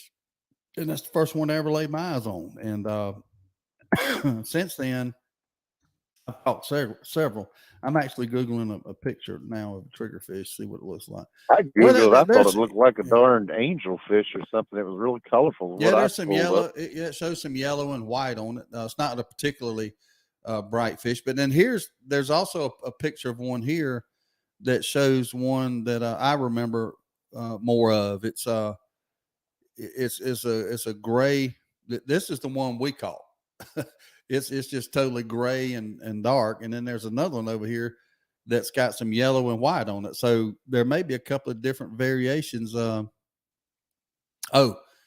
Here it says right here, triggerfish are about 40 species of often brightly colored fish. So there's 40 different species of triggerfish. So who the hell knows? Well, the one, the species I ate yesterday, I highly recommend. Very good. That's right. All right, just checking in with you, Steve. I don't have any Dominion answers. I'm sorry, but I certainly think it's possible that Brian Kemp was duped into signing a contract with something that's undermining him. Is that possible? Of course, it's Probably possible. unlikely, but It's also possible he knew exactly what he was doing. yeah, maybe. You know, Maybe. Yeah. So Maybe, I don't yeah. know. I mean, Maybe. people are so frustrated, and they don't realize the answer. It's like Renee. See, it's like Renee says. She says, "So Biden really won." Cool. She's being sarcastic. The honest answer is, we don't know, and that's the problem. We don't have the confidence in knowing. We don't know. I mean, all this evidence, this quote unquote evidence. When you look at the evidence, it's suspect, Troy. You might get to a point where you say, you know what, I was watching on the screen. This is one of the big ones. I'm watching CNN Live, I'm watching Fox Live, MSNBC, and people start screaming. I saw the numbers go up and down. How could it show that Candace Taylor had at one point 40,000 votes, and then all of a sudden it was adjusted down to 30,000 or whatever the number was? You know why? Because those news agencies use the exact same principles of in algorithms that this dude did to analyze these results, and they predict, and then they adjust as results come in. That's the way they've done it.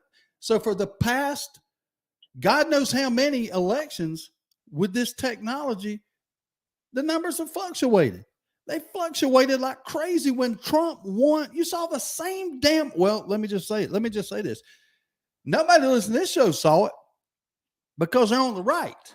But when Trump beat Hillary, the numbers fluctuated. So guess what they started saying? Cheating. Right. I remember. The same shit happens. I remember. But people only see what happens on their side. Election cheating and manipulation has been going on to some degree ever since we've had them. We had 1,032, or excuse me, no. It was 917 convictions in the state of Georgia since 2018 of election fraud. Okay. Somebody going and voting once, or voting twice, or voting multiple times. Somebody voting in Georgia that didn't live in Georgia. I mean, there were 917 convictions, okay, across the United States, tens of thousands of them. So the question does really come down to this: is the cheating enough to sway the results of the election? That's the question. Yeah, you know what the answer to that is? Question. You know what the answer? I got the answer. The answer's easy. If you keep an open mind and you look at both sides and you take in all the information, not just the information that props up your side of the argument, you come to a definitive conclusion confidently. And you know what that conclusion is? Lay it on me. We don't freaking know. We don't know. We can't know. We cannot know by design. Okay, we can't know. So this election bullshit has gotten so out of hand, and it's so far gone now that the simple solution is to go back to a paper ballot and a thumbprint. And then we can't argue over this crap no more. But you know I what? agree, But Dave. you know who don't want I that to agree. happen? You know who is going to fight that tooth and nail? Two groups of The people. cheaters. No, The- two groups of people are going to fight That's right. it. Republicans and Democrats. Well, they're They- both cheating. The Republicans are going to they will give you the illusion that they're going to try to fix this. I don't want to throw him all the way under the bus, but I'll use Burt Jones as an example. When I asked him not once, but twice, was he confident in the Dominion system being accurate? And will he be able to live with the results and not blame Dominion in a loss is what I was alluding to. He wouldn't answer the damn question. He tried to tell me that if he elected, he's going to look into Dominion and all this right here. But you know what he ain't going to do? Prior to the election, he's not going to say a whole lot about Dominion because he might need that as an excuse, right? Now, I'm not saying this is factual. I'm just telling you where my mind's going on this. You cannot. Where your mind's going is totally logical. Hell, what are you going to do? Of course it is. Attack the machines that got you in office? I don't think so. When the evidence is right in front of my face, staring me in the eye, that no matter what happens in November, whoever won because they cheated. And it don't matter if they're Democrats or Republicans. If your man won, you're happy, but the other side's screaming, your man cheated. And if your man lost and the other side won, you're screaming that they cheated. That's where we're at. It doesn't matter who's right or who's wrong in who cheated. That don't matter no more. What we've got to realize is how to fix it and start electing people that will fix it. But then we go back into the circle that, well, we can't trust Dominion. Why don't we vote? So let's start a petition, a total freaking waste of time to get Dominion out of the voting system. I don't care how many people sign that petition. That shit is not going to happen. It's not. Now, I signed it because I believe we do need to get rid of it, but not for the same reasons the petition starters do. We need to restore the election confidence in the people of the United States on both sides, and we need to do it now. But you know what? We ain't going to do it. You think you can get both sides to agree Hell to a no, I just a told you they're not. procedure? No, they're not. They don't want to. No, That let's- goes against Let's what move on to hunting and fishing then. Done. exactly. You know? I mean, that's just where I am. I've 2/3 of my life is behind me. Whatever happened, I'm just going to ride the storm here on out. I just, Mhm. I don't know. Maybe that's a fatalist view. Do you think? I don't know. Renee says I don't know everything. I don't know everything, but I know this, Renee. I know that you ain't confident. You are not confident in our election procedure. I know that, and I ain't neither. I'm not. I mean, what do you do? What can one person do? Hey, I just drove past the house. He had a banner on his front porch, Trump 2020, no more BS. And he didn't have BS. The whole word was Mhm. huge banner. Yeah. It's where we're at. I go past is. another one on 90, Trump Pence, and they've whitewashed Pence out. They just have Trump now. Oh yeah, yeah. I So can't it's wait. charging I mean, up. I can't wait. I mean, I cannot wait. I'm so excited about this election. Not because not because I want to see who wins. I personally, I'm just to the point that I just don't care who wins because it's not going to make any difference. That's where I'm at personally. But I cannot wait to watch the shit show after this election because I just want to see which side cheated. I won't know till we declare a winner. I can tell you that the winner cheated. That's what you're going to hear. That's what you're going to hear. And who started that narrative? Well, they all started. Hillary started, but I tell you, Trump really ran with it. And hell, he was crying before the election. Even he was alluding to it that there might be some cheating going on.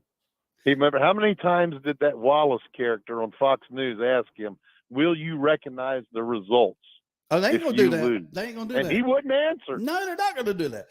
Casey Blankenship Hart, she nails it. This is what I'm trying to drive home to everybody. politicians don't want a true vote. That don't work in their world. It don't. It's both sides, the R and the D. You keep voting for R and D. Keep doing it because you're scared the other side's going to win. Keep doing it. We're going to keep talking about this bullshit until I die. Yeah. That's for sure. It has changed. It has changed. And what I see, the government is so preoccupied with things like this, with investigating each other. The business of the people isn't being done. And meanwhile, the shelves and stores get lower, the economy sinks. And if something really happens really bad with this economy, they're not going to have to worry about the vote anymore. I don't know what's around the corner, but we've gotten glimpses of it during this pandemic. And I'm telling you, it isn't pretty, because I know what people will do when resources get low. And that will be the end of the government. There's not going to be this big civil war. We're gonna bubble up into anarchy. And then what no American is thinking about, and I saw this pop up on your timeline the other day. I don't know if you noticed this. You had a listener that said, I'm in Europe right now, and they're talking about America sliding into civil war. And what I'm saying is the rest of the world is looking at us. America's only 350 million people. There's a world of billions of people watching us. And a lot of those people want what we have over here. And we can't even conceive in our head somebody might come over here and take it. And as we go against each other and get at each other's throats, and our system of democracy and our republic slides closer into chaos. Yeah. Who knows? Who knows? Yep. I think it's dangerous. We're in a dangerous time. That's an understatement. Sure is. Sure is. Yeah. And I don't know. I hope it rightens. But did you notice that lady that said that on your timeline might have been last week? I did. Let me tell you something. You did? It would blow people's minds how much communication I get from people in other countries. When I did my analysis the other day, we for that period of time, I can't remember. I think it was a 28-day look back in June, but it may have included the first week of August. I can't remember. We were represented in a total of 21 countries. In other words, people in other countries were listening in 21 different countries. Now, granted, there were countries that had 14 people listening, 20 people listening, but there was a couple of countries that had 100 listen. And I get communications from them with some of them are just weird and stupid, but some of them are very curious as to what our mindset is and what we believe, and totally flabbergasted that we are free to actually walk down. It's 8:00. When I get off the show at 9, the fact that I could leave here, get in my car and drive down to T3 Outdoors and walk out of there right now, the same day, in just a few minutes with a 9mm Glock. They can't believe that. They cannot believe it. They can't fathom it. They can't fathom the fact that we have totally free elections from their perspective. Now, we don't believe we do. I mean, my crowd don't. They think we're a bunch of spoiled brats, some of them. Some of the emails aren't kind. But we are a speck, to your point. We are a speck on this globe.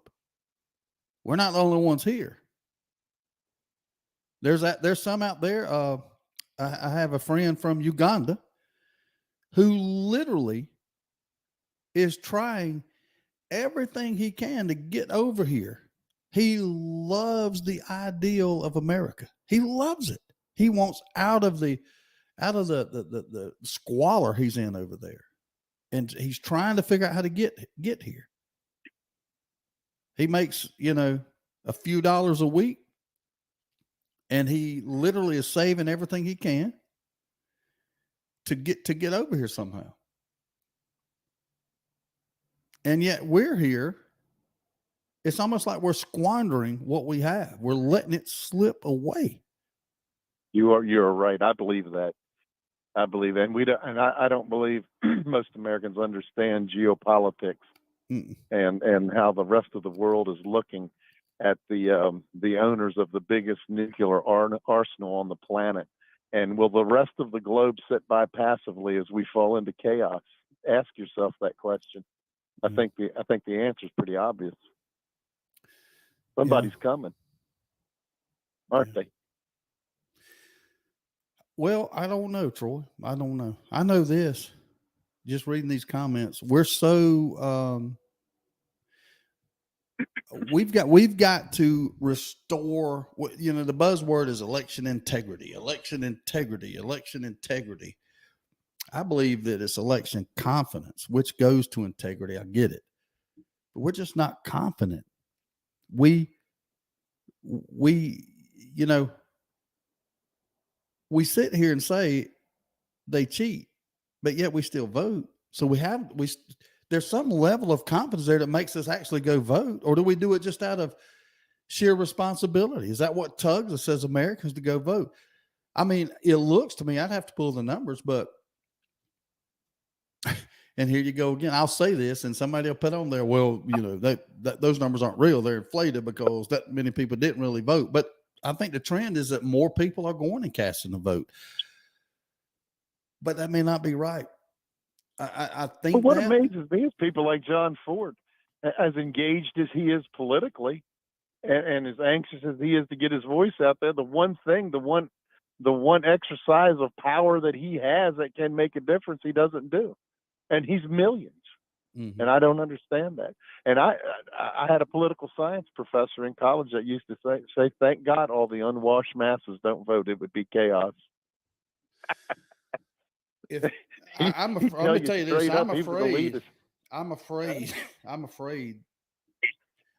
that the more people vote, that is a tremendous disadvantage to the core of this country. We don't need more people voting. Steve, what are the numbers? You've looked at this. How many qualified voters do actually vote? It's not even half, is it? I don't know the numbers, the percentage, but I think it's higher than that. Now, all eligible voters don't vote. No. But more. See, I mean, it's just frustrating. It's useless to have this. It's useless. It's useless to have the conversation because I can pull up. Let me just do this. How many voted in 2020? I'm going to say 150 million people. How many voted in 2020? I'm going to say 150 million people. 2020 election by the numbers. Let's see here. Biden got, again, now don't waste your time putting the obvious up there. I know y'all don't believe this is accurate, but this is what the results were. Take it for whatever you want. Biden got 81 million votes. Trump got 74 million votes. So that's 155.5 million votes. More than 159 million Americans voted in 2020. 159,633, 396 to be exact. Now, cue the comments about how many come out of the trunk of the car, or how many did the minion alter, all that. I'm just telling you what the information we don't know. But I believe that the more people who vote, you are not increasing the number of knowledgeable voters. You're increasing the number of people who have no clue. And the people who have no clue, I'm guessing, I have no way to prove this. This is pure rhetoric. This is pure opinion. I believe that benefits the Democrats. I agree. Because when I think I mentioned the email from a liberal friend of mine, And that's the first thing that I thought when I read that email. You just have no clue. How can you go through life without a clue? And what it actually is the difference in our worldviews. Mm-hmm. But I still stand by it. They just don't have a clue. I just can't believe they subscribe to what the left believes. I can't wrap my mind around it. And I came out of a liberal state. I'm probably more liberal than most of your listeners with some things I believe, Mm-hmm. some of my beliefs. But I just, some of the things, she lives in Michigan, I just can't believe what comes out of her mouth. Said I was the problem. Yeah. Well, We're passing along a little piece of political satire that's been part of our culture since the beginning. Political satire. Get over it. First Amendment. And yeah. yeah, again, I I don't know, can't Steve. wait. I can't wait for. I'm like a kid in the candy store. I cannot wait till election day in November. I can't. I can't wait to talk It's about going it. to be really interesting. Every one for the rest of our lives is going to get more interesting. Mm-hmm. Anyway, I've been on here way too long. The Alapaha report and my food report. I hear you. 10-4, brother. Triggerfish, yes. Alapaha River high. Voting, I ain't got no more clue. Or election, all this election, it's lost me. I'm just, I'm along for the ride now. 10-4, Troy. Have a good day, brother. You too. All right. All right, I'm going to take my last break of the day. So y'all hang loose. I'll be right back. It won't take long.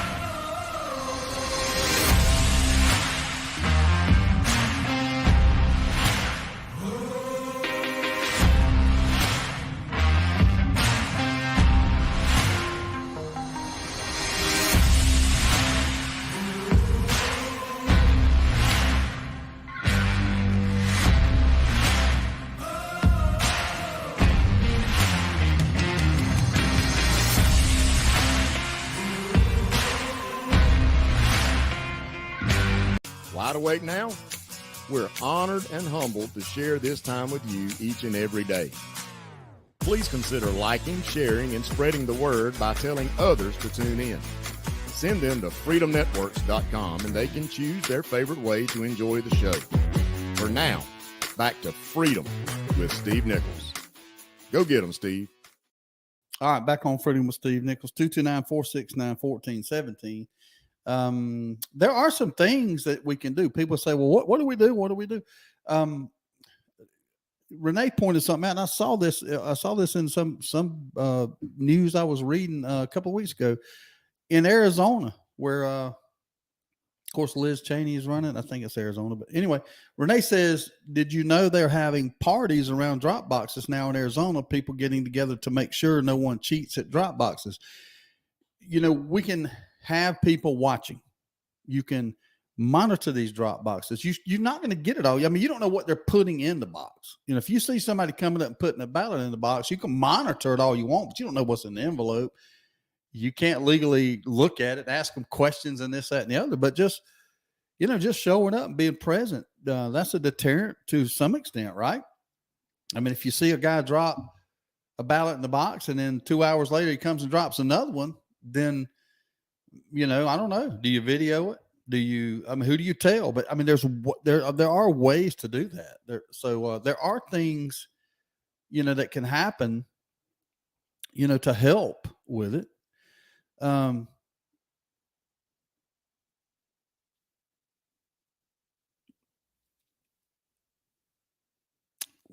This didn't happen overnight. We didn't get here overnight. We didn't.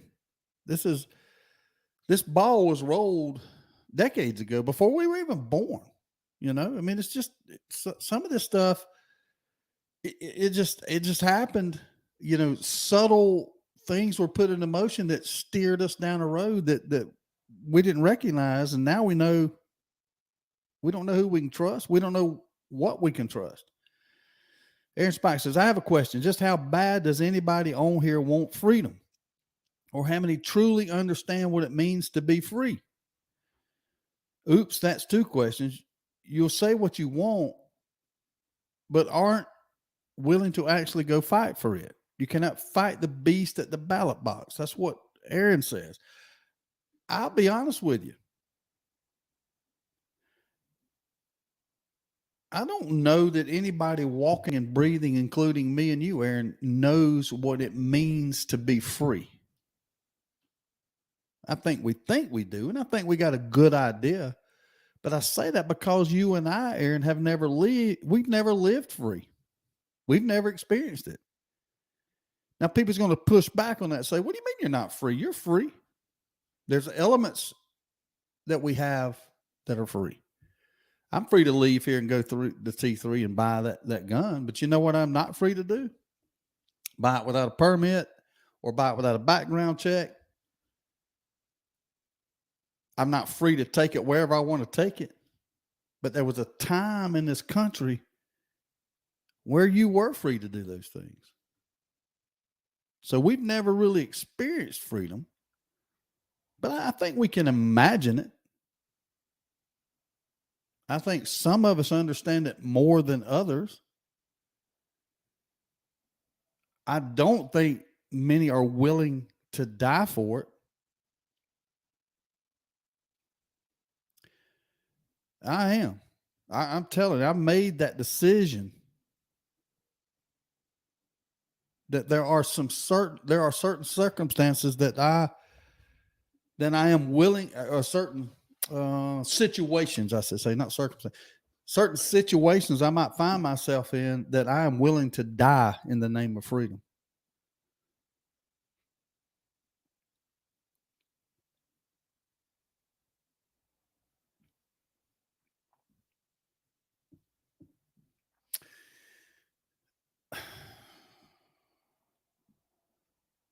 I got an email that asked me why I vote. It's easy for me. I vote. I vote because of D-Day.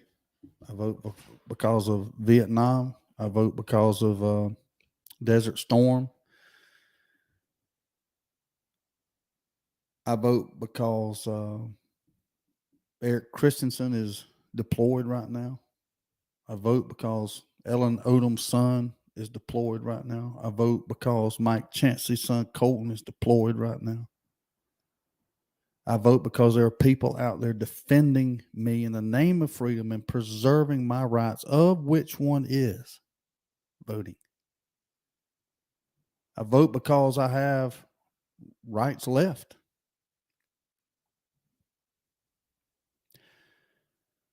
I vote because there's just nothing else to do.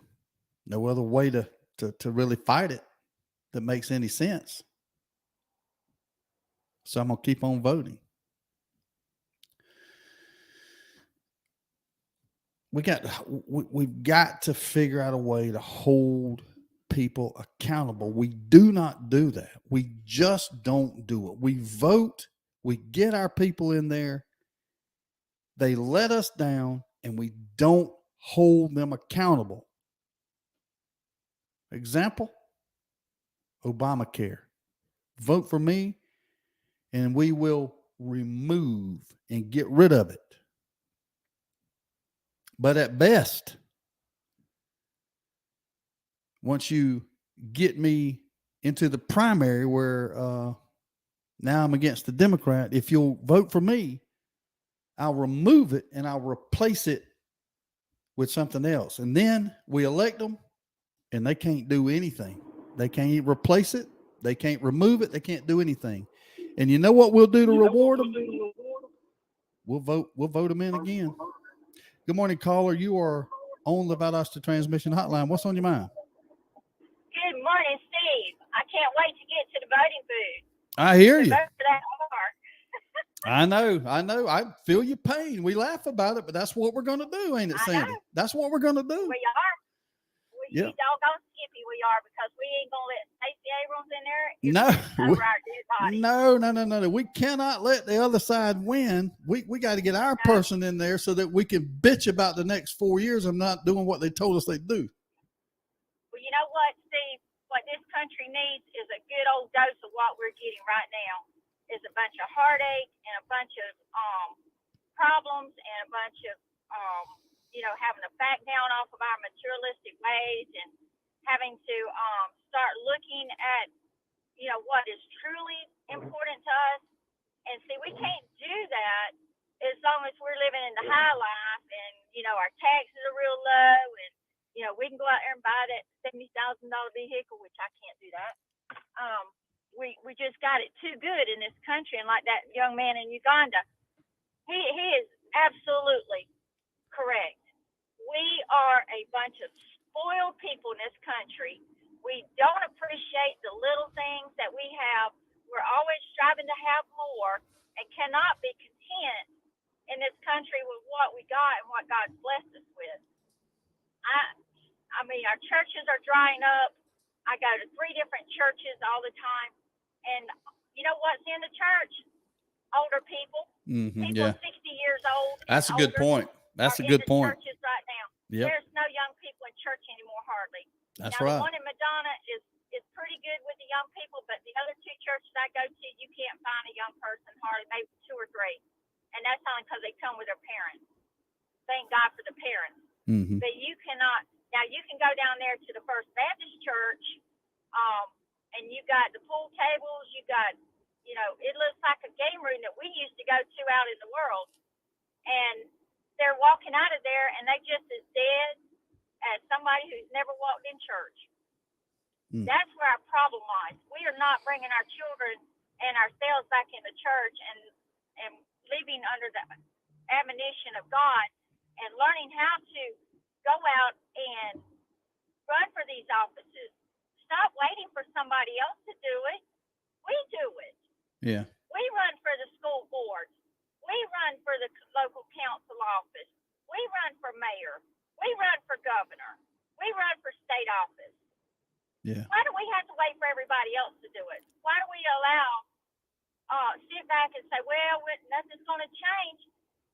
And there's great Christian people out there that can do a wonderful job. And what holds us back is the filth that's in politics. We don't want to get dirty. Yeah. I don't want to get dirty. I don't want my past being dug into and broadcast all over the world. That's what they do. That's what the Democrats do well, is to slander and destroy. But I'm going to tell you something. It don't matter what your past is. As long as God is in place and you're worshiping and you're following Him and you go into that office, it don't matter if the past comes up. Your past is your past. Yeah. Unless you're still living in it. That's right. That's right. And we got, see, my heart just flowed yesterday. I got my grandson started school. And they're in Colorado, and his mom got him into a private school. She's teaching at the private school. His dad sent me a picture yesterday morning. Do you want to know how that kid's dressed? How? He's got black Sunday dress shoes on. He's got a pair of black slacks on, or navy blue, can't tell.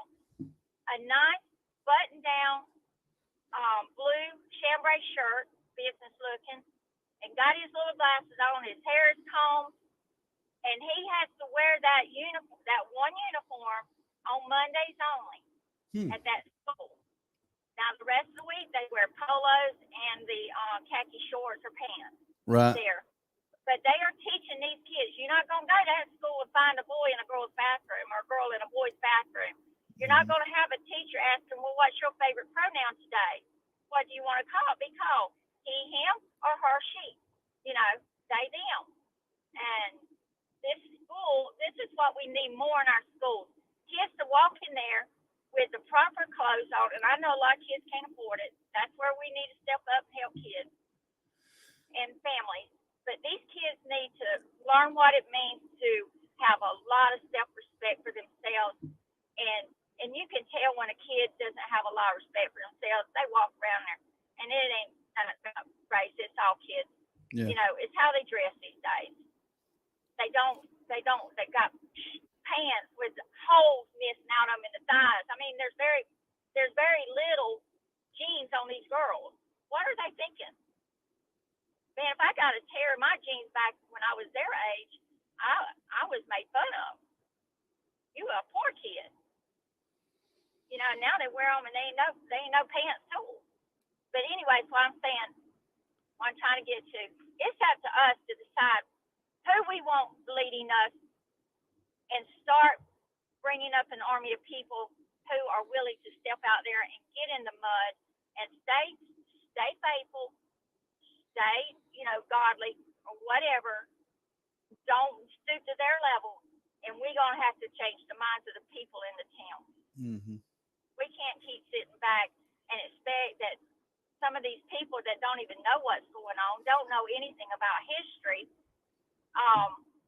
is going to automatically know that Joe Biden and them is using them. Yeah. And this ain't no race. This is white people. White people has really disappointed me. They got to apologize for their race. You know, I'm not apologizing for how God made me. Well, there's a lot of fear. There's a lot of fear would speak in our mind. That's what the government has accomplished. They're making people a little bit more each day afraid to speak out. You know, Glenn and I talked last night briefly at Doughboys Pizza about how, you know, people are, they're just, we're to the point now that somebody can make a post about a puppy dog or a funny TikTok video and it'd get 100 likes, but you put some sort of statement on there that, you know what, this ruling in Minnesota that picks black teachers over white teachers in this situation, it's just wrong. You'll get 3 or 4 likes because people are scared to death to hit the like button. Absolutely. I've found myself being more guarded. Not that I'm afraid, but there's sometimes it's best to stay quiet on some things. Yeah. And you work in the background. You don't have to be out there spreading what the beliefs are. You can get a team of people up and you can have your meetings off of social media. And I say, you know, everybody throw their cell phones in their car. Somebody drive that car down the road somewhere and walk back, and you have your meeting. Because that's the only way we're going to be able to do things is we got to get all of that, all of this technology crap out of the room and just be able to talk. Because we are being listened to. I'm being listened to right now. You are too. By the people who want to control us. So anyways, my thing is, first off, put God first in your life. Second of all, put your armor on. He tells us what our armor is, our shield of faith. That's right. Our helmet of truth, our sword, our gird up your loins, be ready for battle. It doesn't mean that you got to go out there with guns and rifles and all. You got to go out there and you got to be outsmart the next dude. Yeah. And that's knowing the word and how to use the word. And that's what we do. And we read The Art of War, for goodness sake. That's one of the best books about war you ever want to read.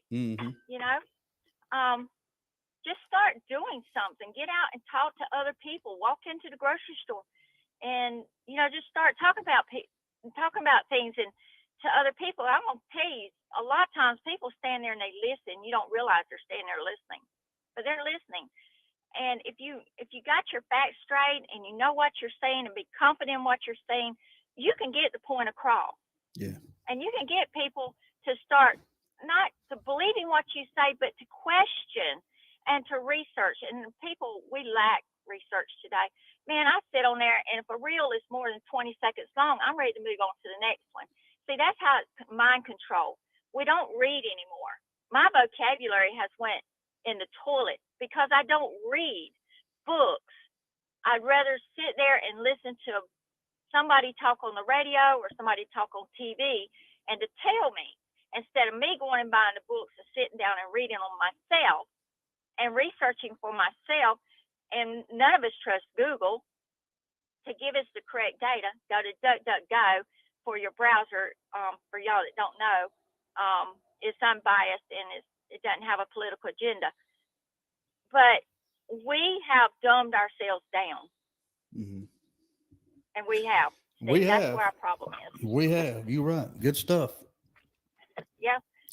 There's a guy named Mark Dice, D-I-C-E. Mm-hmm. He is hilarious.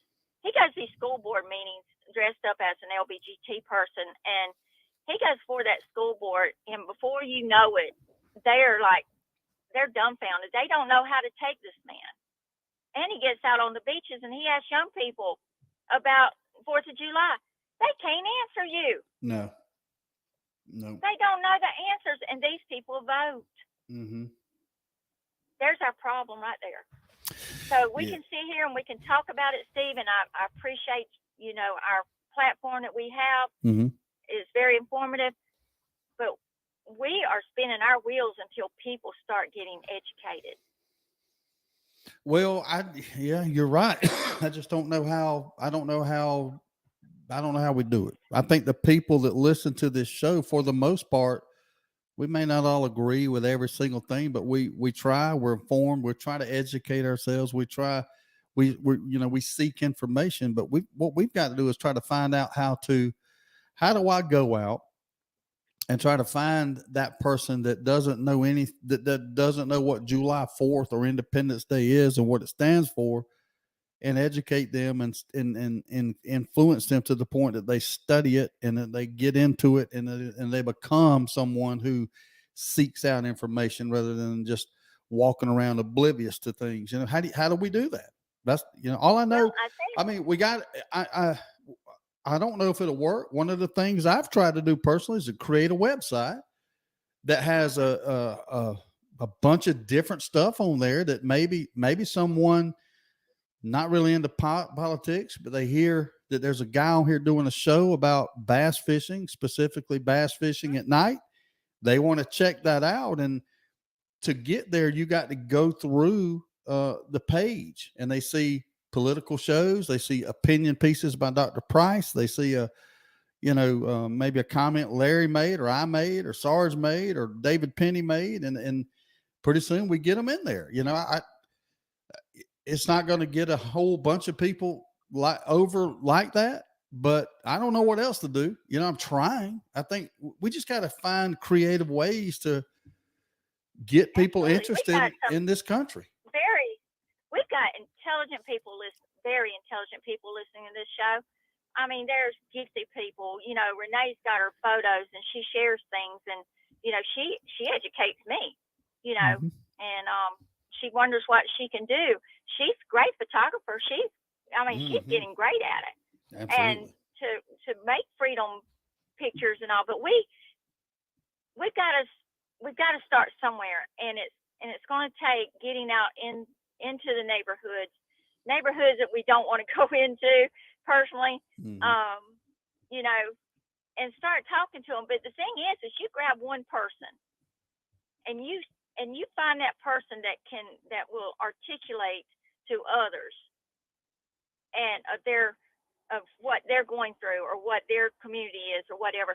And they'll start spreading things. They'll start talking about things. And I'm going to tell you something. These young black people that I'm talking to lately, they hate the Democrats. They hate what's going on. When it hits their pocketbooks, they listen. They start sitting up and say, what's going on here? When they see their mom and dad or their mom out there struggling and more tax has been taken out of their check, or, mom's having to go get 2 jobs to work, and the kids are not getting what they need. They're barely getting the basic food needs met. They can't go out there and put gas in their rides and all this kind of stuff. They start looking and saying, what's going on? But see, what the government has done right now is, we're going to lower the gas prices 90 days out from the election. We're going to start making it look like the inflation's going away. We're going to start making it look like the gas prices are going to stay down. Well, I want to tell you something. At the end of this summer, Mr. Governor Kemp, or it may be after November, Mr. Governor Kemp is going to go back up on that gas tax. Well, there's 30 more cents back on our gas price Mm-hmm. per gallon. So we got to quit. We got to quit letting them. I watch baseball a lot. Okay, I'm a Braves fan. But that pitcher is out there, and he's throwing that curveball, or he's throwing that. I think it's a split, or that one that just drops right in front. He makes the batter go fishing for it. But that's what they do to us. They make us fish. Yeah. And Chase if it looks good, they're if they make the ball look good, they throw a strike now and then. They're setting us up. Mm-hmm. To be struck out, and I'm afraid that there's too many that's going to go back in there and vote for these damn Democrats again, and get more freedoms taken away from them. And that's just the honest to goodness truth. And I don't mean to cuss. But anyways, I've got to go into work, make some more money so these freeloaders can have another paycheck, okay? All right, Sandy, see you. Thank you for the call. All right, y'all. All right. Y'all have a great day and stay safe out there. You too. Bye-bye. 229-469-1417. Well, there's a dust up going on Facebook. Many times John Ford is in on it, and looks like he is this time too. Renee cautions, if you don't like her, then say nothing. Well, there's several people that could benefit from that too. That's just what we do. I don't understand why someone has to go out of their way to say something ugly about somebody. I get it when you're provoked that you fire back. I got it. That's natural. I do that. But as far as levying the attacks, I mean, why bother? Why bother? 229-469-1417. That is the number to call if you want to express your opinion or get on here in any way. Remember, at 9:05. Now, when I sign off here at 9 o'clock, there'll be about a 5-minute delay. If you're watching on Facebook, you can stay there, or you can go to the bathroom, take your break. But 9:05, Joe Bakanovic will be on the Road to Concord with Joe Bakanovic. That's a new show. It debuted yesterday. He did a good job. He'll do a good job today. So y'all make sure you tune in and listen and support him. If you can't hang out, if you got to go to work like Sandy, she's walking into work right now. But when Sandy gets off work, she can go to Facebook, Freedom with Steve Nichols, or go to YouTube and look for Freedom Networks. And you can watch the replay of Joe's show. It will be archived there on the website, freedomnetworks.com as well. That's with an X. So, Joe, there's no telling what he'll be talking about today, but he'll be there, and always interested. I was able to listen for quite some time yesterday. He went 2 hours yesterday, and that's probably about what he's going to be doing every day. And hopefully, within a few months or whatever, he'll stretch it on out to about noon. And but if it just works in his schedule to do it 2 hours, then that's what we're going to do. But we'll see. He's doing a good job. He says he's already in the bullpen warming up. So appreciate it, Joe. He's ready to take over, and he'll do a good job. 229-469-1417. What else? What else is on everybody's mind? Hurricane season. We'll talk a little bit about that. It's been very quiet so far. Now, we hadn't gotten into the peak hurricane season, but some models are showing that the possibility is forming out there right now for a storm to develop, but it's just not happened yet. We'll see. We'll follow that and track it. And of course, anybody that finds themselves in the path of the hurricane, we'll be covering that as we see it. And I hope we don't. I hope it doesn't happen. I hope we have the mildest hurricane season on record. But we'll see. We'll see. Salman Rushdie is awake after he was attacked and stabbed. He's probably going to lose his eye, which is terrible, but he's off the ventilator. Steep water cuts are coming for the Southwest. Lake Mead, if you haven't seen the pictures, it has just been crazy out there. Bodies have been found and sunken boats re-emerged as Lake Mead plummets and the Colorado River shrinks. More water cuts are coming to try to save the river basin. So they're going to restrict water usage out there. I don't know what it's going to look like, but an extraordinary drought in the West is drying up the Colorado River and draining the nation's largest reservoirs, Lake Mead and Lake Powell. And amid the overuse of the river and the aridification of the region, the federal government is preparing to make, mandatory water cuts and asking states to devise a plan to save the river basin. Two major announcements could come today. The first is a forecast from the U.S. Bureau of Reclamation that could trigger the first ever Tier 2 water shortage for the lower Colorado River basin.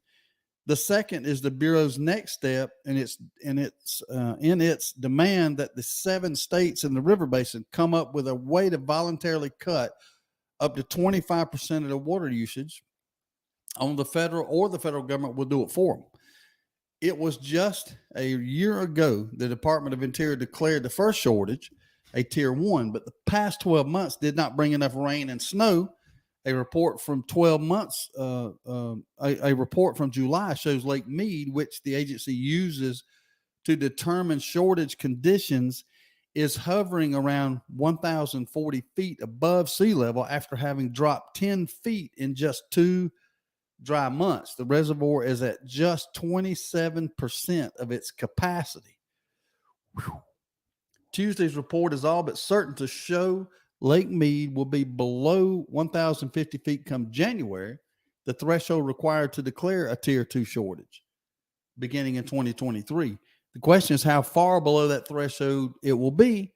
If the forecast is below 1045, which recent forecasts will suggest it will be, then the mandatory water cuts will expand beyond Arizona, Nevada, and Mexico and into California for the first time ever. But the growing concern is that the mandatory cuts, a system that was updated as recently as 2019, aren't enough to save the river in the face of a historic climate change-driven drought. I ain't going to bother with the wording of that. States, water managers, and tribes are now back at the negotiating table to figure out how to solve the West water crisis. We thought we were good, but the last few years have been so dry that we realized those tier reductions weren't enough and aren't enough. So the two things we're focused on is how do we get through the next 3 years without the system crashing? Then how do we develop a long-term plan? Water, man, can you imagine water being that scarce? Man, I just don't know why this happens.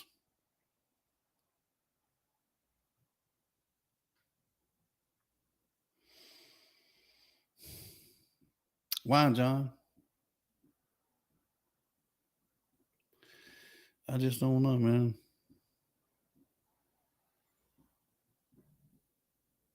Just reading some of these comments. 229-469-1417. Coin Gecko. $24,104. That is the price of a Bitcoin. It's down a little bit since I said it yesterday, but it's 1.2% up over the 7-day period. Oil. How much is oil now? Brent crude is at $98.30 a barrel. That's trading in real time, but there's a 10-minute delay, so it's down 1.31% over 10 minutes ago, it looks like.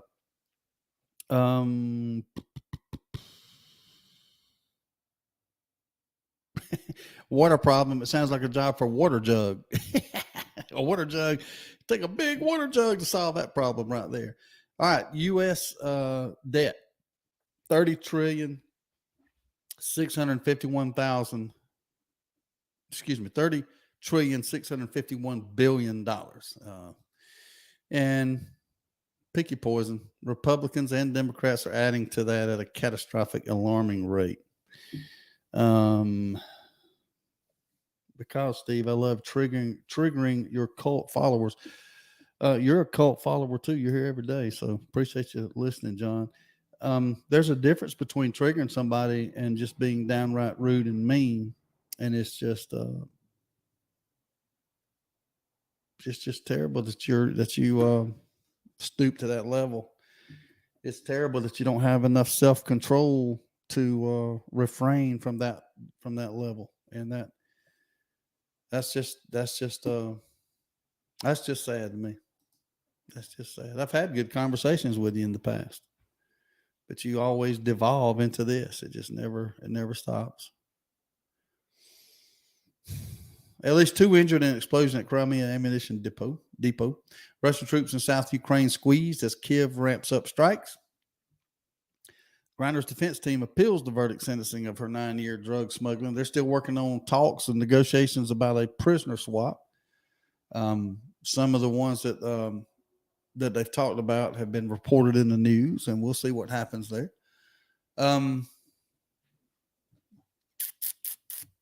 5,760 cases of Capri Sun have been recalled after being contaminated with cleaning solution. That's not good.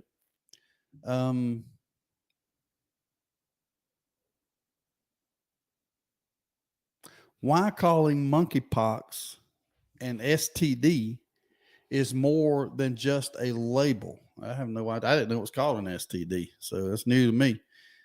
A hallmark of the ongoing monkeypox outbreak is that most cases have been linked to sexual activity, and this has prompted some debate around whether to describe the illness as a sexually transmitted disease. Many infectious diseases, although we classify them in one manner of transmission, have multiple mechanisms of transmission. Monkeypox may spread sexually, he noted, but it is clearly spreading through non-sexual contact as well. I don't think we have enough information at this point to completely classify it. I think there's some suggestions, but there's more study that needs to be done. There are other infections, for example, syphilis, that spread through other ways other than sexual transmission. Zika virus is a mosquito-borne illness, but it can also be spread sexually. The question to me is, what about making sure we're clear on what's going on from a physiological standpoint before you make that type of claim? I don't know.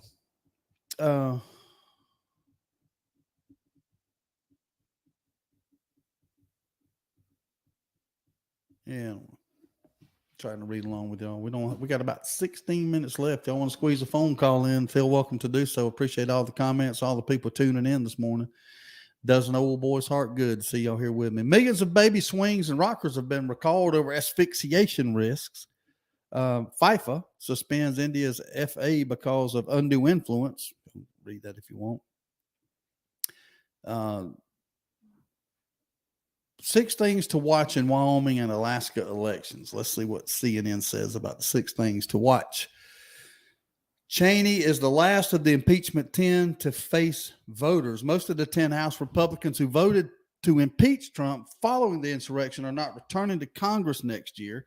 4 of them, Anthony Gonzalez, Adam Kinzinger, John Katko, and Fred Upton, aren't seeking re-election.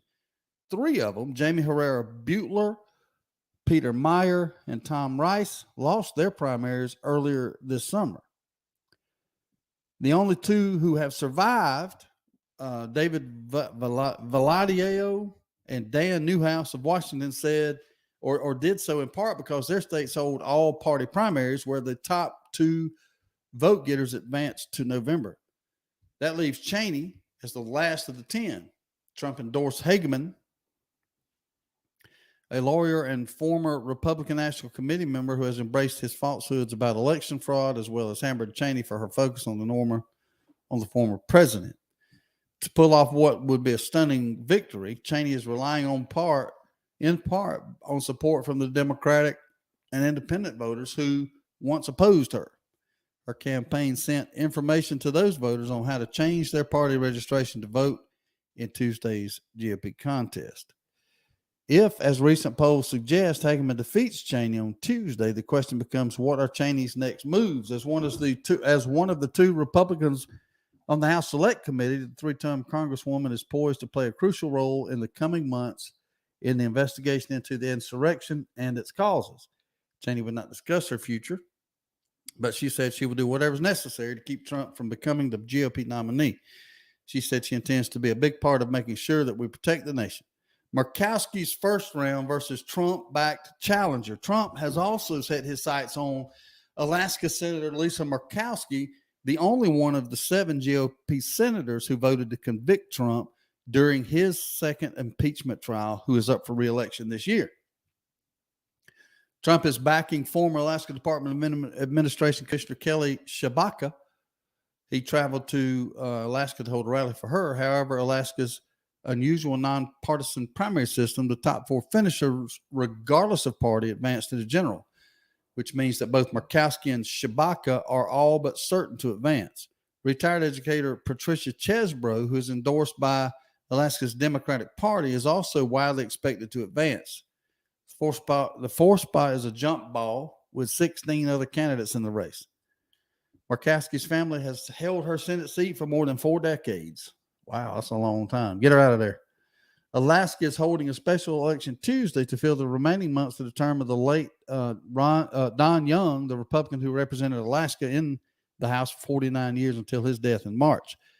The race pits Sarah Palin, the 2008 Republican vice presidential nominee who has not appeared on a ballot since that election loss, against Nick Begich, the Republican scion of the state's most famous Democratic political party. So we'll see who wins that one.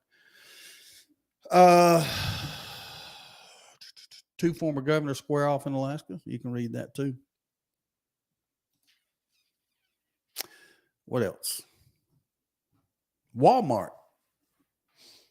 Discounts have sent sales surging.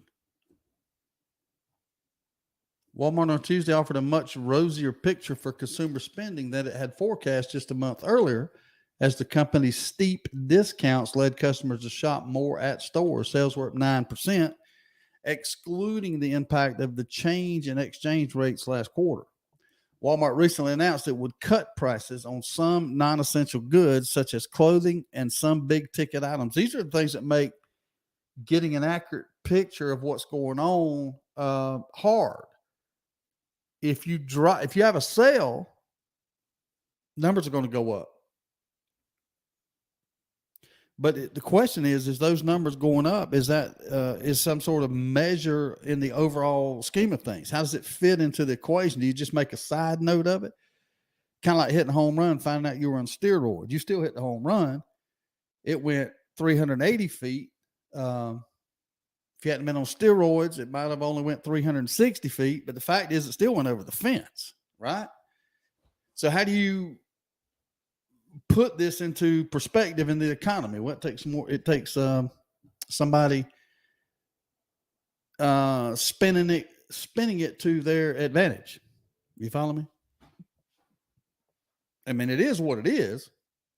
You're sitting there, you weren't selling it, you dropped the price, you sold it. That's about the fact of it. So overall, though, what does that mean? Does that mean if you raise the price up, nobody's going to buy it? Maybe. Does it mean you need to keep the price down? Well, you may not be able to do that. I don't know.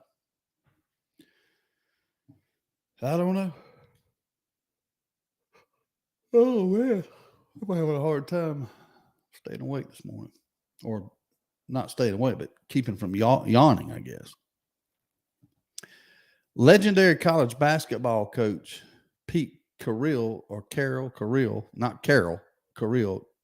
died. He perfected the Princeton offense. He's dead at 92 years old. That's a long life. I talked about my dad a little bit in my prayer this morning. My dad's 77th birthday would have been yesterday. He died on August the 5th, 2011. He was born on August the 15th, 1945. And I miss him tremendously. But Emmy wanted to ride with me when we left Doughboys last night. She wanted me to take her out there to see Papa's grave. And I had went earlier in the day just by myself and had a moment out there visiting. And, as I talked to her, she didn't get to know my dad. She was a baby. And I remember at the funeral,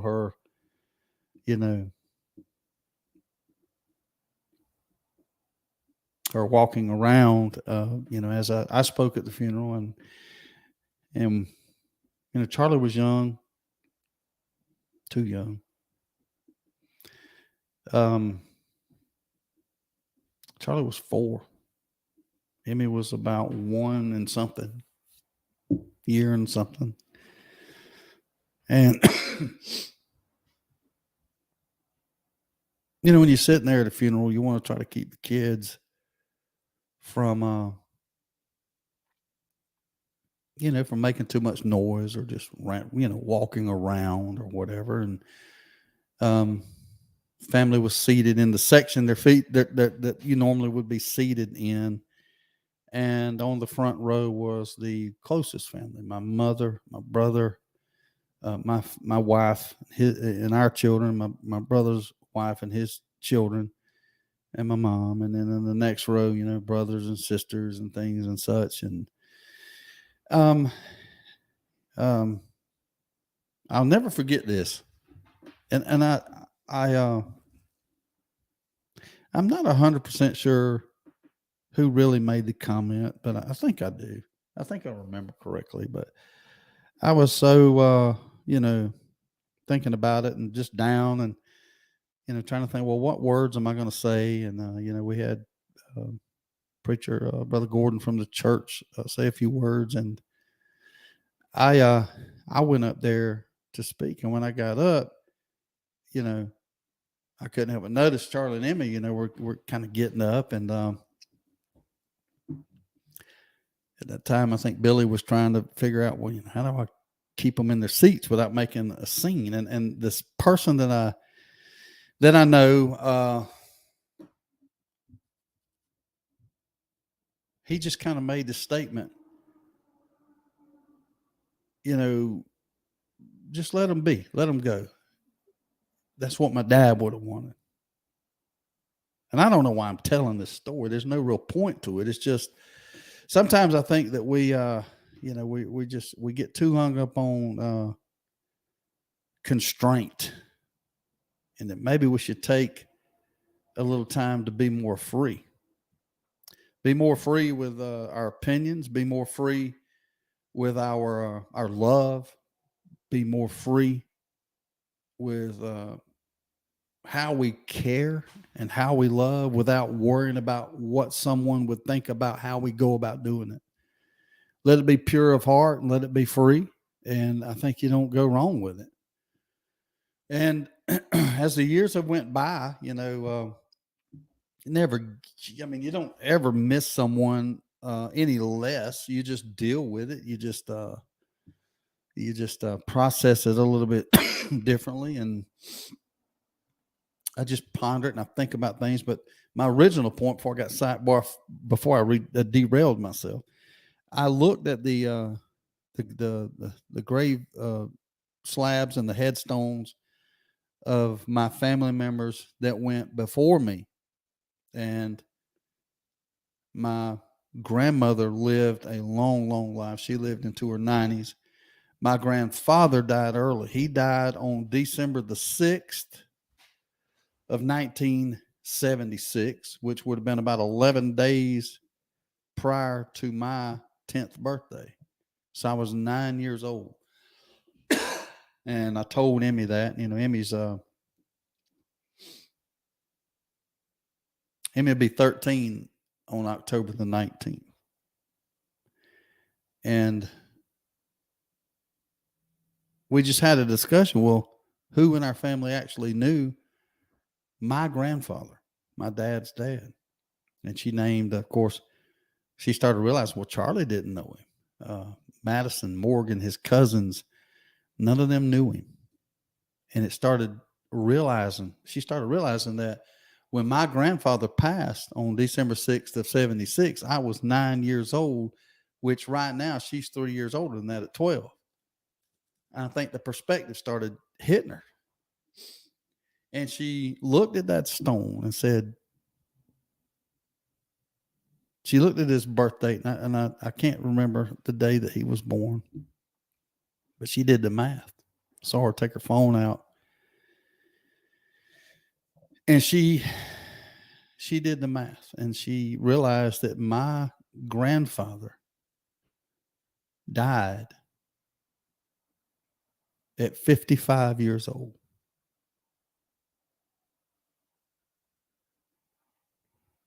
And she said, Dad, how did Granddad die?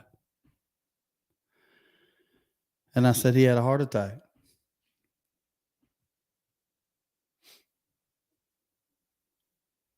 And that moment changed her perspective. and she drew close to me last night. And she realized that her daddy is 55 years old.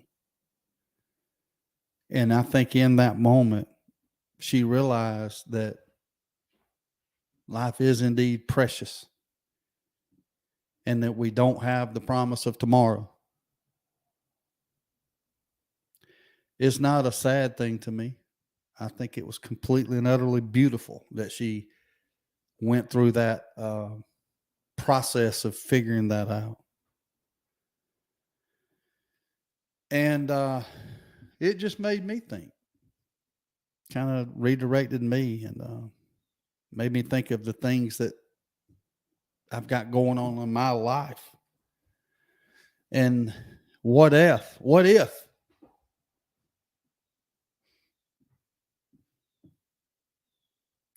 it happened and I was called home today? What am I leaving behind? And in my life, I need to get some things cleared up quickly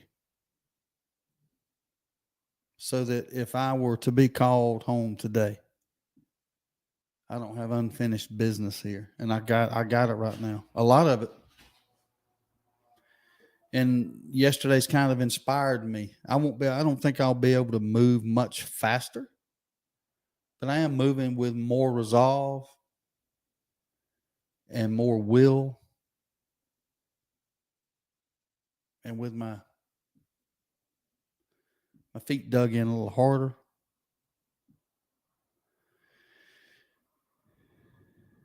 And my goal is to try to figure things out and get everything at peace in my life with everybody, everything, every obligation, every situation.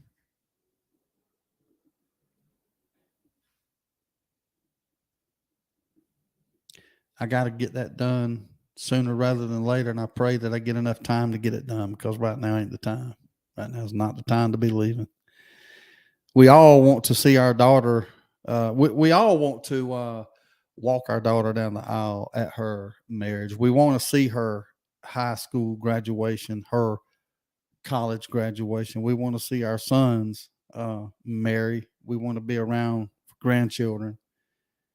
Those are all natural tendencies, but we also got to take time to realize that there's other things too, and that's kind of what yesterday did to me. All right, appreciate y'all tuning in. Stay tuned. Joe Bakanovic, The Road to Concord with Joe Bakanovic is next. To be on about 9:05. Y'all stay right here. You're listening to Freedom with Steve Nichols. I'll see you guys bright and early in the morning. How about that?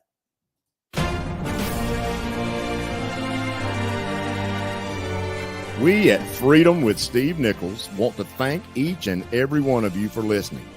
Together, we will protect, defend, and promote the freedom as our founding fathers envisioned. We believe in the spirit of the Declaration of Independence and strive to protect that spirit daily.